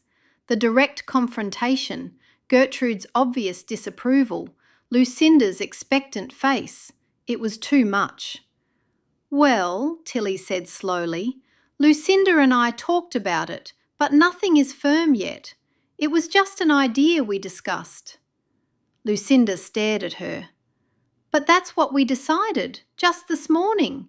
Are we not doing that now?" Gertrude's voice grew sharper. "Tillie, why would you choose to live with her instead of with me? You barely know Lucinda, and she's only been in our community for a few years." "Gertrude, I'm your family, Tillie. I'm the baby's grandmother. I have a right to be involved in these decisions." Tillie looked at Gertrude's determined face, then at Lucinda's shocked expression. "Like I said," she repeated weakly, "it was just something we discussed, nothing definite." "But this morning," Lucinda began. "I think Gertrude makes some good points about the baby needing grandparents nearby," Tillie said. Lucinda's face went white. "I see how things are. I'll go for a walk." Lucinda turned abruptly. "Lucinda, wait!" But Lucinda was already gone, the kitchen door closing firmly behind her. Gertrude watched her leave with satisfaction. That girl is too impulsive, always has been, even when Ezekiel was alive. You can't make important decisions based on momentary conversations. Tillie stared at the door Lucinda had just walked through. "She's not impulsive." Gertrude reached across and patted Tillie's hand. "Dear, I know you feel sorry for her. She's in a difficult situation. But that doesn't mean you should tie your future to hers." "It's not about feeling sorry for her." "Isn't it? You have options, Tillie. You have family who wants to help you. Lucinda doesn't, so she's trying to hold on to you. That's not fair to you or the baby." "That's not how it is at all."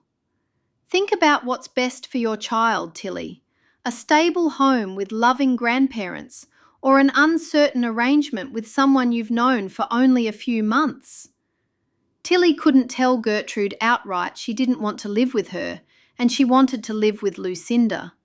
She had to delay the situation. "I need time to think." "Don't take too long, dear. The baby will be here soon, and you'll need to have everything arranged." After Gertrude left, Tillie sat alone in the kitchen, worried about hurting Lucinda's feelings. She'd handled that badly. She knew she had. But Gertrude had caught her off guard, and the old patterns of avoiding conflict had kicked in automatically. As soon as Lucinda came back, she'd tell her their plans were still in place. She only hoped Lucinda would believe her. Chapter 23. "A new commandment I give unto you, that ye love one another, as I have loved you, that ye also love one another." John 13:34.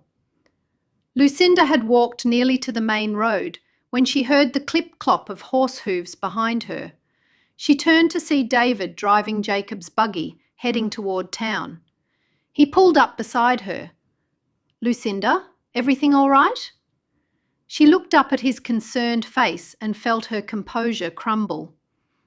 "Not really." "Want to talk about it?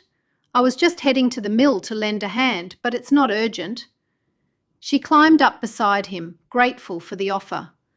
As they drove slowly down the road, she told him what had happened: Gertrude's unexpected visit and Tillie's sudden retreat from their agreement. "I thought we'd finally figured something out," she said when she'd finished. "This morning it felt like we were becoming, I don't know, good friends maybe. People who could depend on each other." "I'm sorry that happened. That must have been painful, having the rug pulled out from under you like that." "It was. But more than that, it just reinforces what I've been thinking lately." "Which is?" he asked. "That you can't really trust anyone, not completely. Everyone has their own interests, their own priorities, and when it comes down to it, they'll choose what's easier for them." David was quiet for a moment. "You're right. Trust is just setting yourself up to be disappointed." Lucinda swallowed hard. "I can't trust anyone." "You can trust me, Lucinda." Lucinda studied his face. "Can I really trust you?" "Yes, I know how it feels to have someone you counted on let you down. I would never do that to you." "But you barely know me." "I know you well enough. I know you're kind and practical, and that you've been dealt a difficult hand. I know you're trying to do right by your baby and by Tillie, even when it's plain for anyone to see you are two very different people." "Tillie doesn't think I'm worth standing up for." "Why don't you have a better conversation with Tillie when she's alone?" David pulled the buggy to a stop on the side of the road under a large oak tree. "When I was engaged, I thought trust meant never questioning anything, never having doubts. I thought if someone truly cared about you, they'd never waver or have second thoughts." "That sounds reasonable. But it's not realistic. People are complicated. They get scared. They make mistakes. They say things they don't mean when they're under pressure." He turned to face her fully. "Maybe the real test of trust isn't whether someone never disappoints you. Maybe it's whether they try to make it right when they do." "So I should just forgive Tillie? Pretend this didn't happen when that means she has somewhere to go, but I don't?" "I'm not saying that. I'm saying you don't have to decide right now whether you can trust her. You can wait and see what she does next." "And in the meantime?" "In the meantime, you have someone who understands what it's like to feel let down by someone you were counting on." Lucinda looked at him carefully.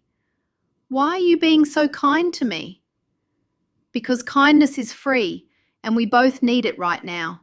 He chuckled. "Is that the only reason?" "No, it's not the only reason," he said. "What's the other reason?" "Because I think you're worth being kind to, and because maybe if I can help someone else feel less alone, I'll feel less alone too." "Thanks for talking with me. I needed that. I'm here any time, he said. I should probably head back, Lucinda said eventually. Face whatever comes next. Probably. David gathered the reins. But Lucinda. Yes. Whatever happens with Tillie, whatever you decide about housing or the future, you're not as alone as you think you are. No? No. You have at least one friend who won't let you down. She smiled at him, knowing that everything he said was true. He was nothing like Tillie. As they drove back toward the house, Lucinda knew she had to have faith in God that she wouldn't end up living somewhere horrible. All she wanted was to feel safe and secure, and she wanted that for her baby as well. Chapter 24. Bear ye one another's burdens, and so fulfill the law of Christ. Galatians 6:2. When Lucinda returned to the house, Gertrude's buggy was gone. She found Tillie in the kitchen, folding and refolding the same crib sheet over and over. She left, Tillie said without looking up. I can see that. Lucinda, I'm sorry. I know how that must have sounded, what I said in front of Gertrude. Lucinda sat down across from her. How did it sound? Like I was backing away from our agreement, like I don't want to live with you. That's exactly how it sounded. Tillie finally looked up. But that's not what I meant. Lucinda frowned at her. Then what did you mean? I meant I couldn't tell Gertrude about our plans. Not directly, not while she was sitting there expecting me to agree with her. Tillie's hands stilled on the fabric. If she found out we were serious about getting a place together, she wouldn't stop talking about it. She'd have opinions about every house we looked at, every decision we made. She'd make it her business. So you decided to make it sound like our plans weren't plans at all. I panicked. I know that's not an excuse, but when Gertrude gets that determined look, when she starts talking about family obligations and what's best for the baby, Tillie sighed. I just wanted her to leave. I told her what she wanted to hear. Lucinda thought about Tillie's words for a moment. She wanted to believe her. But you've always stood up to Gertrude, so why not do that today? I didn't have the strength to listen to her objections, and there would have been a ton of them, Tillie said. So what now? Lucinda asked, feeling a little better. Now she's gone, and I can think clearly again. Tillie looked directly at Lucinda. I do not want to live with Gertrude. I can't believe I'm saying this after how things have been between us, but I'd much rather live with you. Really and truly? Yes, really. Gertrude would take over everything, how I feed the baby, when I put it down for naps, what clothes I dress it in. She'd mean well, but it wouldn't be my child anymore. It would be hers. Lucinda studied Tillie's face, looking for signs that this was just another thing she might change her mind about. What about what she said? About me not being family? About you barely knowing me? She's wrong about that. I do know you. I know you're stubborn and impractical, and you hum when you're thinking. That's true. I know you took care of me when I was sick without complaining once. I know you made me a terrible coffee pie because you wanted to cheer me up. I know you cry when you're scared, but you don't let it stop you from doing what needs to be done. So how do I know you're not telling me what I want to hear, just like you did to your mother-in-law? Tillie paused, choosing her words carefully. Gertrude is family by marriage, but you and I, we've chosen each other. We've lived together through the hardest months of our lives and figured out how to make it work. That's worth something, don't you think? Even when I do things wrong, put the chickens in the wrong place, hang laundry at the wrong time? Even then, especially then, because you let me do things my way too, even when it drives you crazy. Lucinda felt some of the hurt from earlier begin to ease. So what do we do about Gertrude? She's not going to give up easily. We tell her together. Next time she brings it up, we both explain our decision. No backing down, No changing the subject. You think you can do that? Not avoid the conflict? Lucinda asked. Tillie was quiet for a moment. Yes, for both of us, and for our babies. They deserve mothers who can stand up for what they believe is right. What if she gets angry? What if she tries to turn the community against us? Then we'll deal with that when it happens. But I'm tired of being afraid of Gertrude's opinions. Are you sure about this, Tillie? Because I can't go through having you change your mind again. I can't keep hoping for something that might not happen. I'm sure. Are you? Lucinda thought about her walk, about David's kindness, and his reminder that maybe the test of trust was what people did after they disappointed you. I'm sure. Living with you after the fishes come back is my plan A. I don't have a plan B. Good. Then when the time comes, after the babies are born and we've both recovered, we'll start looking for a place together. We have months yet before the fishes return. Lucinda wiped away a tear. That makes me happy. Me too. Come here. Tillie walked over and Lucinda and she hugged. After Tillie stepped back, Lucinda said, "How about I make us both a meal tonight?" A shared meal sounds wonderful, but only if I cook it. No, I'll do it. Lucinda, I've tasted your food. Remember the chocolate shoe-fly pie with no chocolate? I'll make supper. Lucinda, I'd like that, and I'll wash up after. Tillie put out her hand and Lucinda shook it. Chapter 25.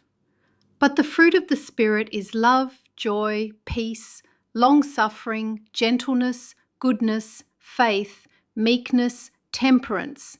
Against such there is no law. Galatians 5:22-23. The first contraction came just after dawn, while Tillie was making a pot of tea. She stopped mid-motion, one hand gripping the counter, her face going still with concentration. Tillie? Lucinda looked up from the table where she'd been sorting baby clothes. What's wrong?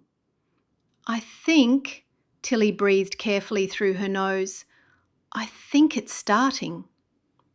By the time Rosie Miller arrived, Tillie had endured 3 more contractions, each one making her pace around the kitchen like a restless cat.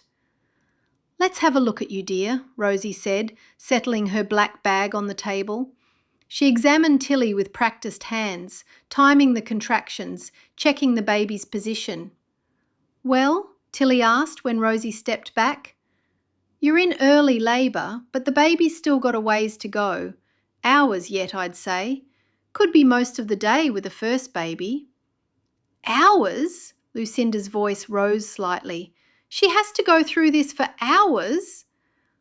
I'm afraid so. First babies take their time. Lucinda was horrified. Tillie seemed in so much pain that she thought the baby was ready to come into the world. Rosie packed up her things and then said to Tillie, I'll come back this afternoon to check on progress. In the meantime, keep walking when you can, rest when you need to, and try to eat something light. You'll need your strength. After Rosie left, Lucinda found herself alone with Tillie and the daunting prospect of a long day ahead. What do you need me to do? She asked as Tillie gripped the back of a chair through another contraction. Just stay close, Tillie managed. Don't leave me alone. The morning crawled by. Tillie walked circuits through the house, pausing to lean against walls or furniture when the contractions hit. Between them, she tried to rest, but the pain kept her restless. What does it feel like? Lucinda asked during one of the quieter moments. Like someone squeezing my whole middle in a vice, Tillie said, settling carefully into a chair. It builds up slowly, gets so intense I can't think about anything else, then fades away. Are you scared? Tillie considered this. Yes, but not of the pain exactly. More scared that something will go wrong, that I won't know what to do. Rosie knows what to do, but she's not here now. Another contraction started and Tillie stood up abruptly. Oh, here comes another one. Lucinda watched helplessly as Tillie gripped the table edge, her knuckles white, breathing hard through the pain. I wish I could do something, Lucinda said when it passed. You are doing something. You're here. The afternoon brought stronger contractions, closer together. Tillie could no longer sit still between them, pacing continuously now, occasionally stopping to lean heavily against Lucinda's shoulder. Should I get Rosie? Lucinda asked during a particularly intense contraction. Not yet, Tillie gasped. She said to wait until they're much closer. But by 4 o'clock, even Lucinda could see that things were changing. The contractions were coming every few minutes now, and Tillie could barely speak through them. I'm going to call Rosie, Lucinda said, moving as quickly as her own bulk would allow toward the door. Don't leave. I'll be quick. I'm just going to the barn to use the phone. She waddled to the barn as fast as she could manage, her own belly making every step awkward. The phone call was brief. Rosie was using her cell phone, allowed for a midwife. She informed Lucinda she was already on the way there. By the time Lucinda made her way back to the house, breathing heavily from the effort, Rosie's buggy was already pulling up. How long between contractions now? Rosie asked, hurrying inside. 3 minutes, or less, Lucinda said. One look at Tillie told Rosie everything she needed to know. All right, dear, this time I'm staying. Lucinda felt a wave of relief. Thank goodness, I was starting to panic. You did well, Rosie said, unpacking her supplies. She needed someone with her. As Rosie examined Tillie again, Lucinda suddenly gasped and pressed her hand to her side. What's wrong? Rosie asked sharply. I think I'm feeling some pain too, low in my back and cramping. Rosie's hands moved quickly to Lucinda's belly, pressing and feeling for several moments. I can't feel anything, she said finally. No tightening, no contractions. But I definitely felt something. It's probably just your imagination, Rosie said gently. After watching what Tillie's going through all day, it's natural for your body to react. Sometimes women experience sympathetic labour pains. So it's not real? Oh, it's real enough. You're feeling something. But it's not labour, not yet. Rosie turned back to Tillie, who was gripping the bedpost through another contraction. This one, however, is definitely the real thing. Lucinda settled into the chair beside the bed, her hand pressed to her aching back. Whether the pain was real or imagined, it was there. And watching Tillie struggle through each contraction, knowing her own time was coming soon, she felt a mixture of anticipation and terror that was all too genuine. The long night ahead stretched before them, and somewhere in those dark hours, Tillie's baby would finally make its entrance into the world. Chapter 26. And above all these things, put on charity, which is the bond of perfectness. Colossians 3:14. The labour went on through the night. Tillie gripped Lucinda's hand through each contraction, her face flushed with exhaustion and effort. Rosie moved between encouraging words and practical preparations, her calm presence the only thing keeping them all anchored. Just before dawn, after one final tremendous push, Tillie's baby slipped into the world. The cry that filled the room was strong and indignant, a perfect announcement of arrival. It's a girl, Rosie said, lifting the tiny, red-faced infant. A beautiful, healthy girl. At the sound of that first cry, Lucinda felt something massive grip her middle, a contraction so powerful it doubled her over completely. Oh, she gasped, clutching the bedpost. But then, despite the pain, she staggered forward to see the baby. She's perfect, Tillie. She's absolutely perfect. Rosie looked up from cleaning the infant, taking in Lucinda's doubled-over posture and white face. Lucinda, are you all right? I think I'm having... Something's happening. Another contraction hit, stronger than anything she'd felt before. This isn't like the sympathetic pains from yesterday. Rosie quickly handed the baby to Tillie and moved to examine Lucinda. Her hands pressed and prodded with practiced efficiency. "You're in labour," she announced. "Advanced labour, by the feel of it." "What? But I need to get to the hospital. I have to call for a car." "Wait, I'll examine you first so we know how much time you have." "Okay." After the midwife examined Lucinda, she delivered some news. "There's no time to get you to a hospital. You're nearly fully dilated. This baby is coming now." "No, that can't be right. I haven't been in labour for hours." "Women have different labours." "No, I can't have the baby here. This is not how I planned it." Lucinda dissolved into tears. "Call the hospital for me." "If you want me to, I will, but this baby will be here before they get here. Babies don't follow our plans, dear." Rosie was already gathering fresh supplies. "Tillie, can you manage the baby for a bit? I need to help Lucinda." Tillie, exhausted but alert, cradled her newborn daughter against her chest. "Of course. Lucinda, it's going to be all right. Rosie knows what she's doing. Look, my baby is fine." "Are you sure?" Lucinda asked. "I am." What followed was the most intense hour of Lucinda's life. Unlike Tillie's long, gradual labour, Lucinda's body seemed determined to skip all those contractions and go straight into pushing mode.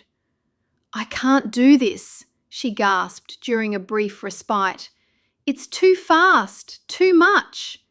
"You can," Tillie said from the bed, still holding her baby. "You're stronger than you think." "The hospital would have medicine for the pain." "The pain means your body is working," Rosie said firmly. "It means your baby is coming. Don't fight it, work with it. Push with the next contraction." 1 hour after Tillie's daughter was born, Lucinda's baby entered the world with equal vigour. Another girl, smaller but just as loud in her protests about the sudden change in accommodation. The baby immediately let out a cry, and Rosie handed the baby to Lucinda. "2 girls," Rosie said, lifting the second baby. "Born on the same day, in the same room. They'll be like twins, growing up together." Lucinda, sweaty and shaking from the intensity of it all, rubbed her daughter with trembling hands. "Her eyes are open. She's looking right at me." "Hello, little girl." Rosie washed up and immediately went to check on Tillie. Then she was back with Lucinda. "You're both doing really well." "Are they both healthy?" Tillie asked, looking between the 2 babies. "Both perfect. Good size, strong cries, breathing well. You've both done beautifully." As the sun rose fully over the countryside, the house settled into an exhausted quiet. 2 women, 2 babies, all safe and healthy despite the unexpected timing of 1 baby. "So much for your hospital birth," Tillie said with a tired smile. "There was no time, but all worked out well."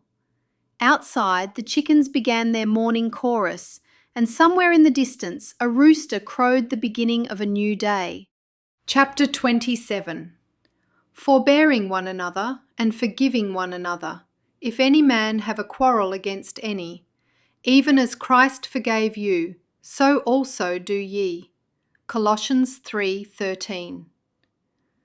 Gertrude arrived before anyone could stop her. The news of both babies being born on the same day had travelled through the community like wildfire, and by noon she was at the door with a satchel packed for an extended stay.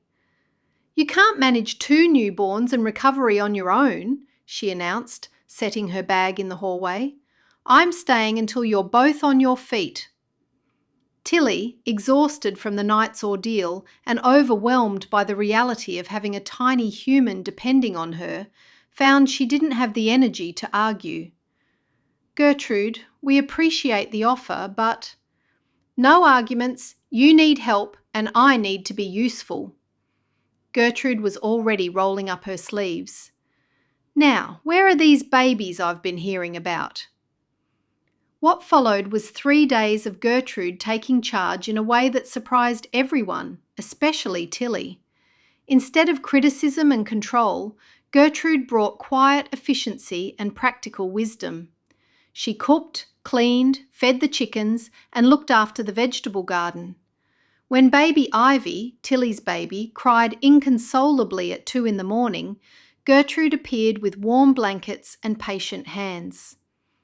"She's just trying to figure out this new world," she said, walking the baby with gentle, rocking steps. "Give her time." When Lucinda struggled with getting her daughter May to latch properly for nursing, Gertrude sat beside her with calm instructions and encouragement. "Every baby learns differently. Don't force it. Just be patient with both of you." "I thought she'd be fussing about everything," Tillie confessed to Lucinda on the 3rd day, watching through the kitchen window as Gertrude hung tiny clothes on the line with careful precision. "So did I," Lucinda admitted. "But she's actually helpful." "More than helpful. She's letting me figure things out instead of taking over." It was true. When Tillie fumbled with diaper changes, dropping pins and struggling with the folding, Gertrude would demonstrate once and then step back, letting Tillie practice until she found her own rhythm. When Tillie fretted about the baby's sleeping schedule, why wasn't Ivy sleeping at regular intervals like she'd read babies should? Gertrude simply said, along with, "Babies don't read schedules, dear. They sleep when they need to sleep." "But shouldn't there be some kind of routine, some organisation to the day?" "There will be, eventually, but not today and not tomorrow. Today you just follow the baby's lead and rest when you can," Gertrude had said.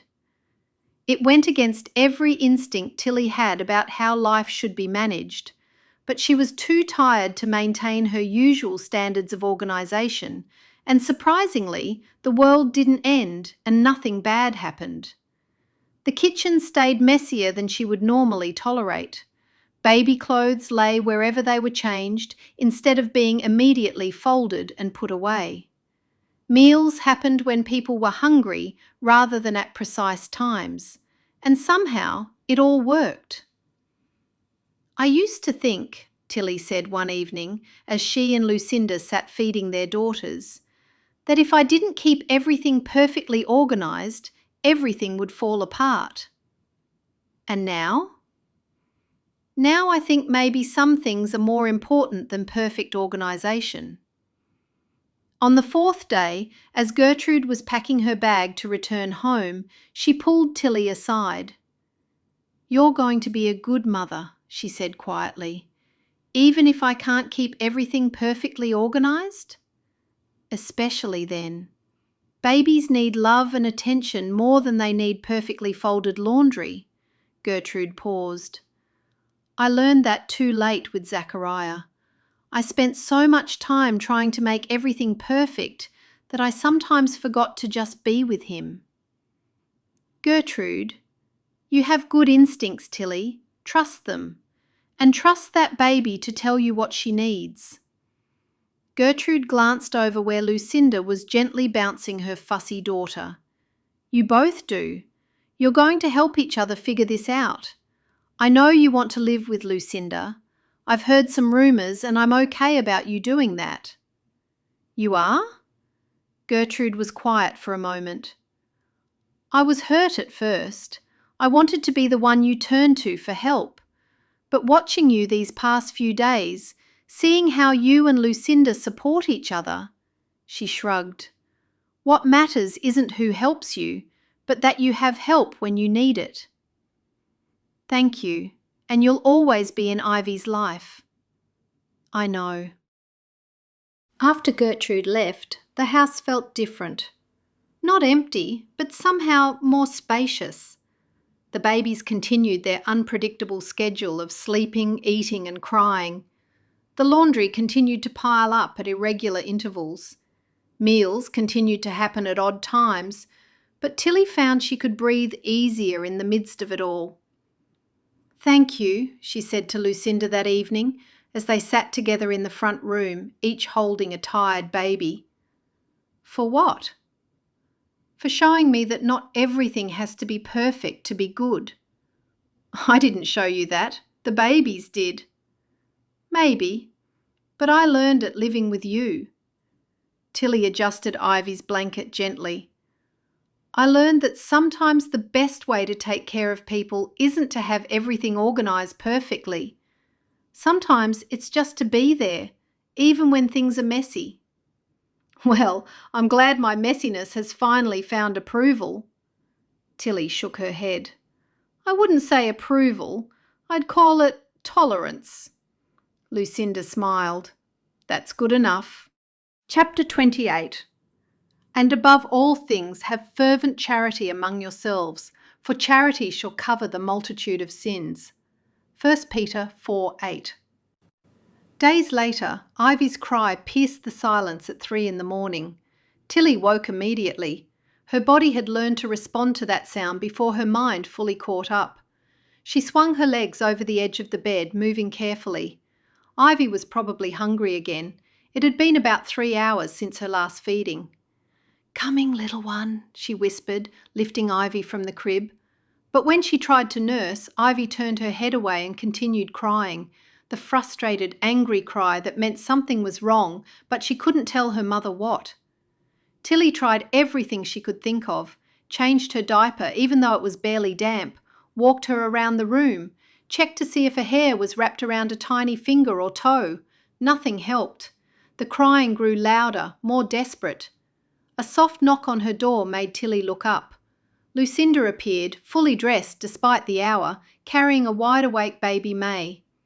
"May woke up too," Lucinda said quietly. "I think Ivy's crying set her off. She's not hungry yet, just fussing."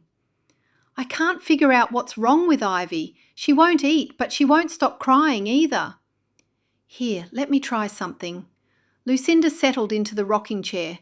"Hand me Ivy." They switched babies.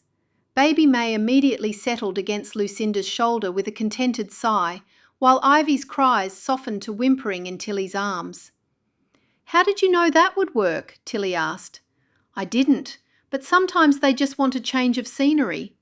Lucinda began rocking slowly. "May did the same thing a few nights ago. Wouldn't settle for me, but went right to sleep for Gertrude." They sat in the moonlit room, both babies finally quiet. "Gertrude told me she used to get up 6 times a night when her youngest was tiny, said it was just part of motherhood." "I keep thinking I should know what to do instinctively," Lucinda said, "like there should be some magical mother knowledge that tells me exactly what they need." "Gertrude says that comes with time and experience and a lot of trial and error." They sat in the dim room, lit only by moonlight filtering through the thin curtains. Both babies had finally quieted, though neither woman dared move yet.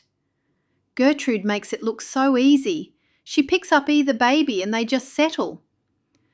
"Gertrude has raised 6 children. She's had practice." Lucinda shifted baby Ivy to her shoulder. "We're learning." "I never thought about how hard the nights would be. During the day, when Gertrude was here helping, everything feels manageable. But at night it's just us and them, and we have no idea what we're doing," Lucinda finished. "Yes." Outside, an owl called from somewhere in the distance, and the old house creaked gently around them. "Lucinda?" Tillie said eventually. "Thank you. For getting up, for helping. You didn't have to." "Yes, I did. We're in this together, remember? Besides, you'd do the same for me." "Would I?" "You already have. 3 nights ago, when May wouldn't settle, you came and walked her around the kitchen for an hour while I tried to get some sleep." Tillie had forgotten about that. It seemed like weeks ago instead of days. "I suppose we are getting the hang of it," she said. Slowly, very slowly. May had fallen asleep against Lucinda's shoulder, her tiny fist curled near her face. Baby Ivy was doing the same against Tillie's chest, her breathing deep and even. "Should we try putting them back in their beds?" Tillie asked. "In a few more minutes. I'm not ready to risk it yet." So they continued rocking, two women in nightgowns holding sleeping babies, finding their own rhythm in the quietness of the night. Chapter 29. And now abideth faith, hope, charity, these three, but the greatest of these is charity. 1 Corinthians 13:13. 10 days after the births, Gertrude appeared at the kitchen door. Tillie knew by the look on her face she had something on her mind. "It's time," she announced. "Those babies need to be presented to the community, and you both need to get out of this house before you forget there's a world beyond these walls." Tillie looked down at Ivy, sleeping peacefully in her arms. "I don't know if we're ready." "You're ready, and it's Sunday. Perfect timing. I'm here early enough for you to get ready." Gertrude was already moving around the kitchen. "Have you had breakfast yet?" "Yes, we were up early," Tillie said. "Good. I've brought the large buggy. There's room for all of us and everything the babies might need." Hours later, they were settled in Gertrude's spacious buggy, designed years ago for transporting her own large family. Tillie sat on one side with Ivy, Lucinda on the other with baby May, while Tillie's mother-in-law handled the driving. "Remember," Gertrude said as they approached the Troyer farm where the meeting had been held, "everyone will want to hold the babies. Don't feel obligated to hand them over if you're not comfortable." But the moment they arrived, any hope of maintaining control over the situation vanished. The entire community seemed to materialize around their buggy before Gertrude had even tied up the horse. "Tillie! Lucinda!" Martha Troyer hurried over, her face beaming. "And the babies! Oh, let us see them!" What followed was a gentle chaos of admiration. The women clustered around, cooing over the tiny faces and perfect little fingers. The men stood at a respectful distance, but craned their necks to catch glimpses of the newest community members. "She has Zachariah's chin," Anna Lapp observed, studying Ivy's sleeping face. "And this little one has her mother's delicate features," added Sally, gently touching baby May's hand. "Born on the same day, weren't they?" asked Emma. "Within hours of each other," Tillie confirmed. "In the same room," Lucinda added. "Rosie barely had time to clean up from one birth before the other started." The women exclaimed over this remarkable timing, passing the story along to others who gathered to hear about the unusual births. During the meeting, both babies slept peacefully, despite being passed from lap to lap among the women. Ivy seemed particularly content with elderly Nettie Troyer, while baby May settled immediately in Martha's experienced arms. After the service, Bishop Troyer approached the little group. "Tillie, Lucinda," he said with a warm smile, "it does my heart good to see you both so well, and these beautiful daughters healthy and thriving." "Thank you. We're grateful for all the community's support." "You know," he said, his eyes twinkling, "I've been thinking about that day when you both showed up at the Fisher house. How upset you were, how impossible the situation seemed." "It certainly felt impossible at the time," Tillie admitted, "and yet look what came of it." Bishop Troyer gestured toward the two women, sitting side by side, each holding a baby, while the other children from both families played nearby. Two women who learned to depend on each other, two babies who will grow up like sisters, two families brought together in ways none of us expected. "It wasn't easy," Lucinda said quietly. "The best things rarely are. You know, I used to think that mix-up with the house was my mistake, or Martha's mistake.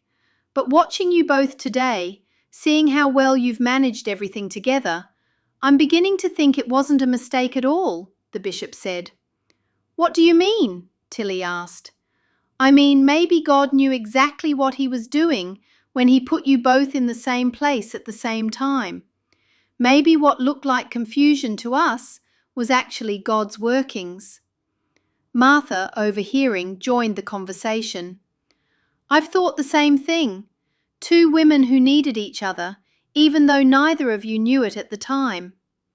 And now look, Bishop Troyer said, watching as Ivy gurgled happily in Tillie's arms, while baby May slept peacefully against Lucinda's shoulder.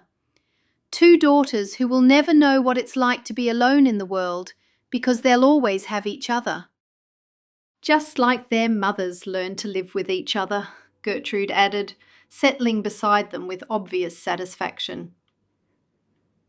As the afternoon wore on and they prepared to head home, the community gathered once more to say goodbye to the babies. There were promises of visits, offers of help, and gentle reminders that both women were part of a larger family that would always be there for them. In the buggy on the way home, both women were quiet, processing the day's events. "That went well," Gertrude said finally. "Better than I expected," Tillie agreed. "I was worried about bringing them out so soon, but everyone was wonderful." "They love you both," Gertrude said simply, "and they can see what I see, that you've built something good together, something that will last." "What did you think of what the bishop said?" Lucinda asked, "about it not being a mistake?" Tillie shifted Ivy to her other arm, considering. "A few months ago, I would have said that was just him trying to make the best of a bad situation." "And now?" "Now I think maybe he's right. Maybe some things that look like mistakes are actually exactly what we need, even when we can't see it at the time." Lucinda looked out the window. "We have come a long way." Chapter 30. "And be ye kind one to another, tender-hearted, forgiving one another, even as God for Christ's sake hath forgiven you." Ephesians 4:32. A few days later, both mothers were sitting on the front porch in the morning sunshine. The babies lay sleeping in their arms. "It's nice to be outside, just doing nothing," Tillie said, adjusting Ivy's blanket. "The morning air feels wonderful, and it's nice doing nothing, like you say. You've learned that from me. You don't need to be racing around the whole time, continually thinking about what needs to be done." Tillie nodded. "You're right. I thought I'd have to teach you things, but I've learned so much from you." They sat watching the chickens scratch in the yard and listening to the distant sounds of summer, birds calling, insects buzzing, the soft whisper of wind through the garden. "I think about Zachariah a lot these days," Tillie said quietly. "Wonder what he would have thought of Ivy, whether he would have been one of those fathers who's terrified to hold a newborn, or one who takes to it naturally."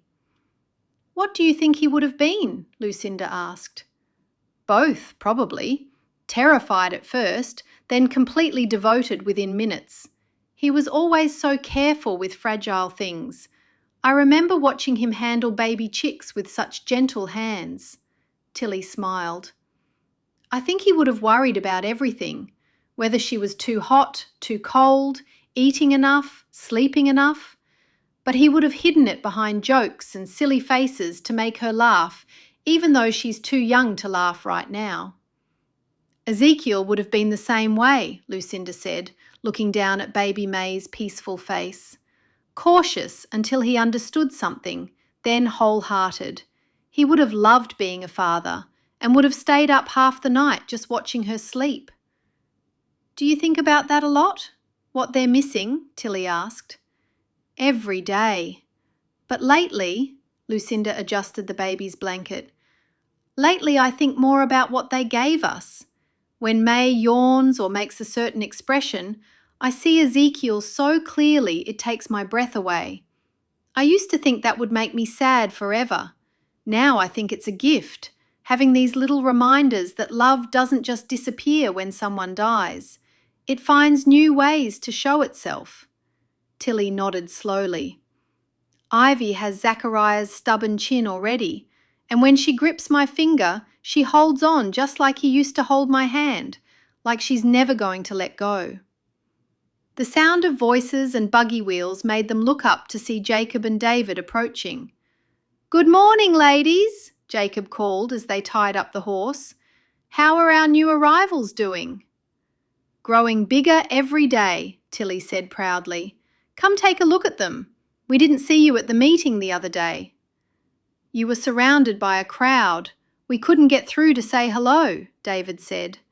The men climbed the porch steps and peered down at the sleeping babies with the careful reverence of people unused to handling such tiny creatures. "She looks just like her father," Jacob said softly, looking at Ivy's small face. "And this one has her mother's delicate features," David added, studying baby May. "We wanted to tell you our plans," Lucinda said. "Tillie and I have decided we're going to find a place to live together when the Fishers return. Raise the girls together." "That sounds like a fine arrangement," Jacob said. "You'll be good company for each other." Just then, Ivy made a small gurgling sound and promptly spit up all over herself. "Oh no! Look at that! I'll get her cleaned up." She got up from the chair. "I'll help," Jacob offered. "Sure." They disappeared inside, Jacob holding the door while Tillie moved inside with the baby. David settled into Tillie's vacated chair, stretching his legs out in the morning sun. "Peaceful out here." "It is." Lucinda shifted baby May to her other arm. "I never thought I'd be content sitting still like this, but there's something about holding a sleeping baby that makes you want to be quiet and grateful." "You look happy," David observed. "Happier than I've seen you since I've known you." "I am happy. Tired, overwhelmed sometimes, but happy." She started thinking for a while. "Things are better with Tillie now. We've figured out how to work together instead of against each other." "That's good to hear. Jacob was worried about you both for a while there." "Were you worried too?" Lucinda asked. "I was concerned when you told me she'd changed her mind about you both living together, but it all worked out in the end. I knew it would." Lucinda looked at him thoughtfully. "I see things are better with you too. You seem lighter somehow." "Maybe I am. Watching you and Tillie learn to trust each other, seeing how you've built something good out of a difficult situation. It's made me think I can learn to trust again too." "Trust in what?" "Trust that good things are possible, even after bad things happen." "Trust that maybe love isn't just for other people?" Lucinda asked. David smiled at her. "Perhaps." "Maybe I can too," Lucinda said softly. "Learn to trust again?" he asked. "Learn to believe that the future might hold good things I haven't imagined yet." "I'd like that for you," David said. "So would I, and you deserve it. I mean, if anyone deserves love, you do. I don't know how anyone could leave you." David grinned. "It took me a while, but I can see now that it's one of the best things that happened to me. She wasn't the right woman for me." Baby May stirred in Lucinda's arms, making soft baby sounds as she began to wake. Inside the house, they could hear Ivy fussing and Tillie's gentle voice soothing her. "Would you like to hold May?" He looked down at the baby. "When she gets a little older." "Go on, it'll be fine." He shook his head. "No, she looks too delicate." Lucinda laughed. They sat a moment longer in the peaceful morning air, two people who'd both known loss and disappointment, quietly acknowledging they were ready to believe in the possibility of a second chance of love. Chapter 31. Charity suffereth long and is kind. Charity envieth not. Charity vaunteth not itself, is not puffed up. 1 Corinthians 13:4. Back to now. Tillie looked around the kitchen table. Ivy and May had both fallen asleep in their chairs. Ivy's head rested on her arms, and May was slumped against her mother's shoulder.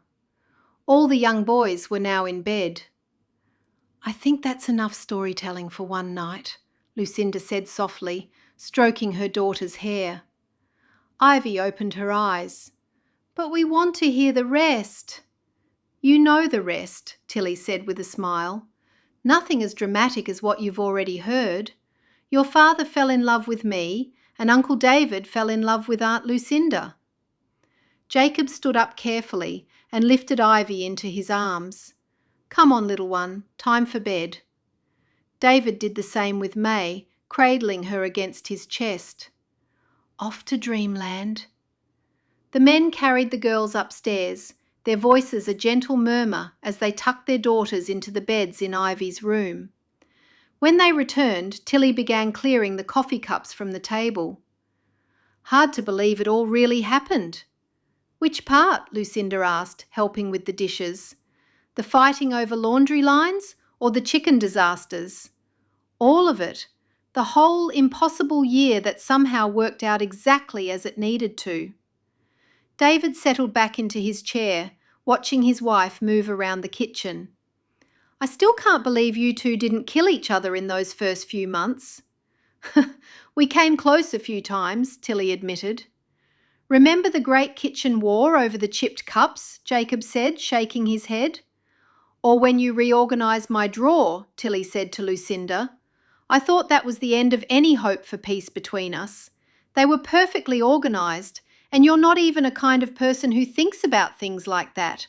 Whatever made you do it? I don't know.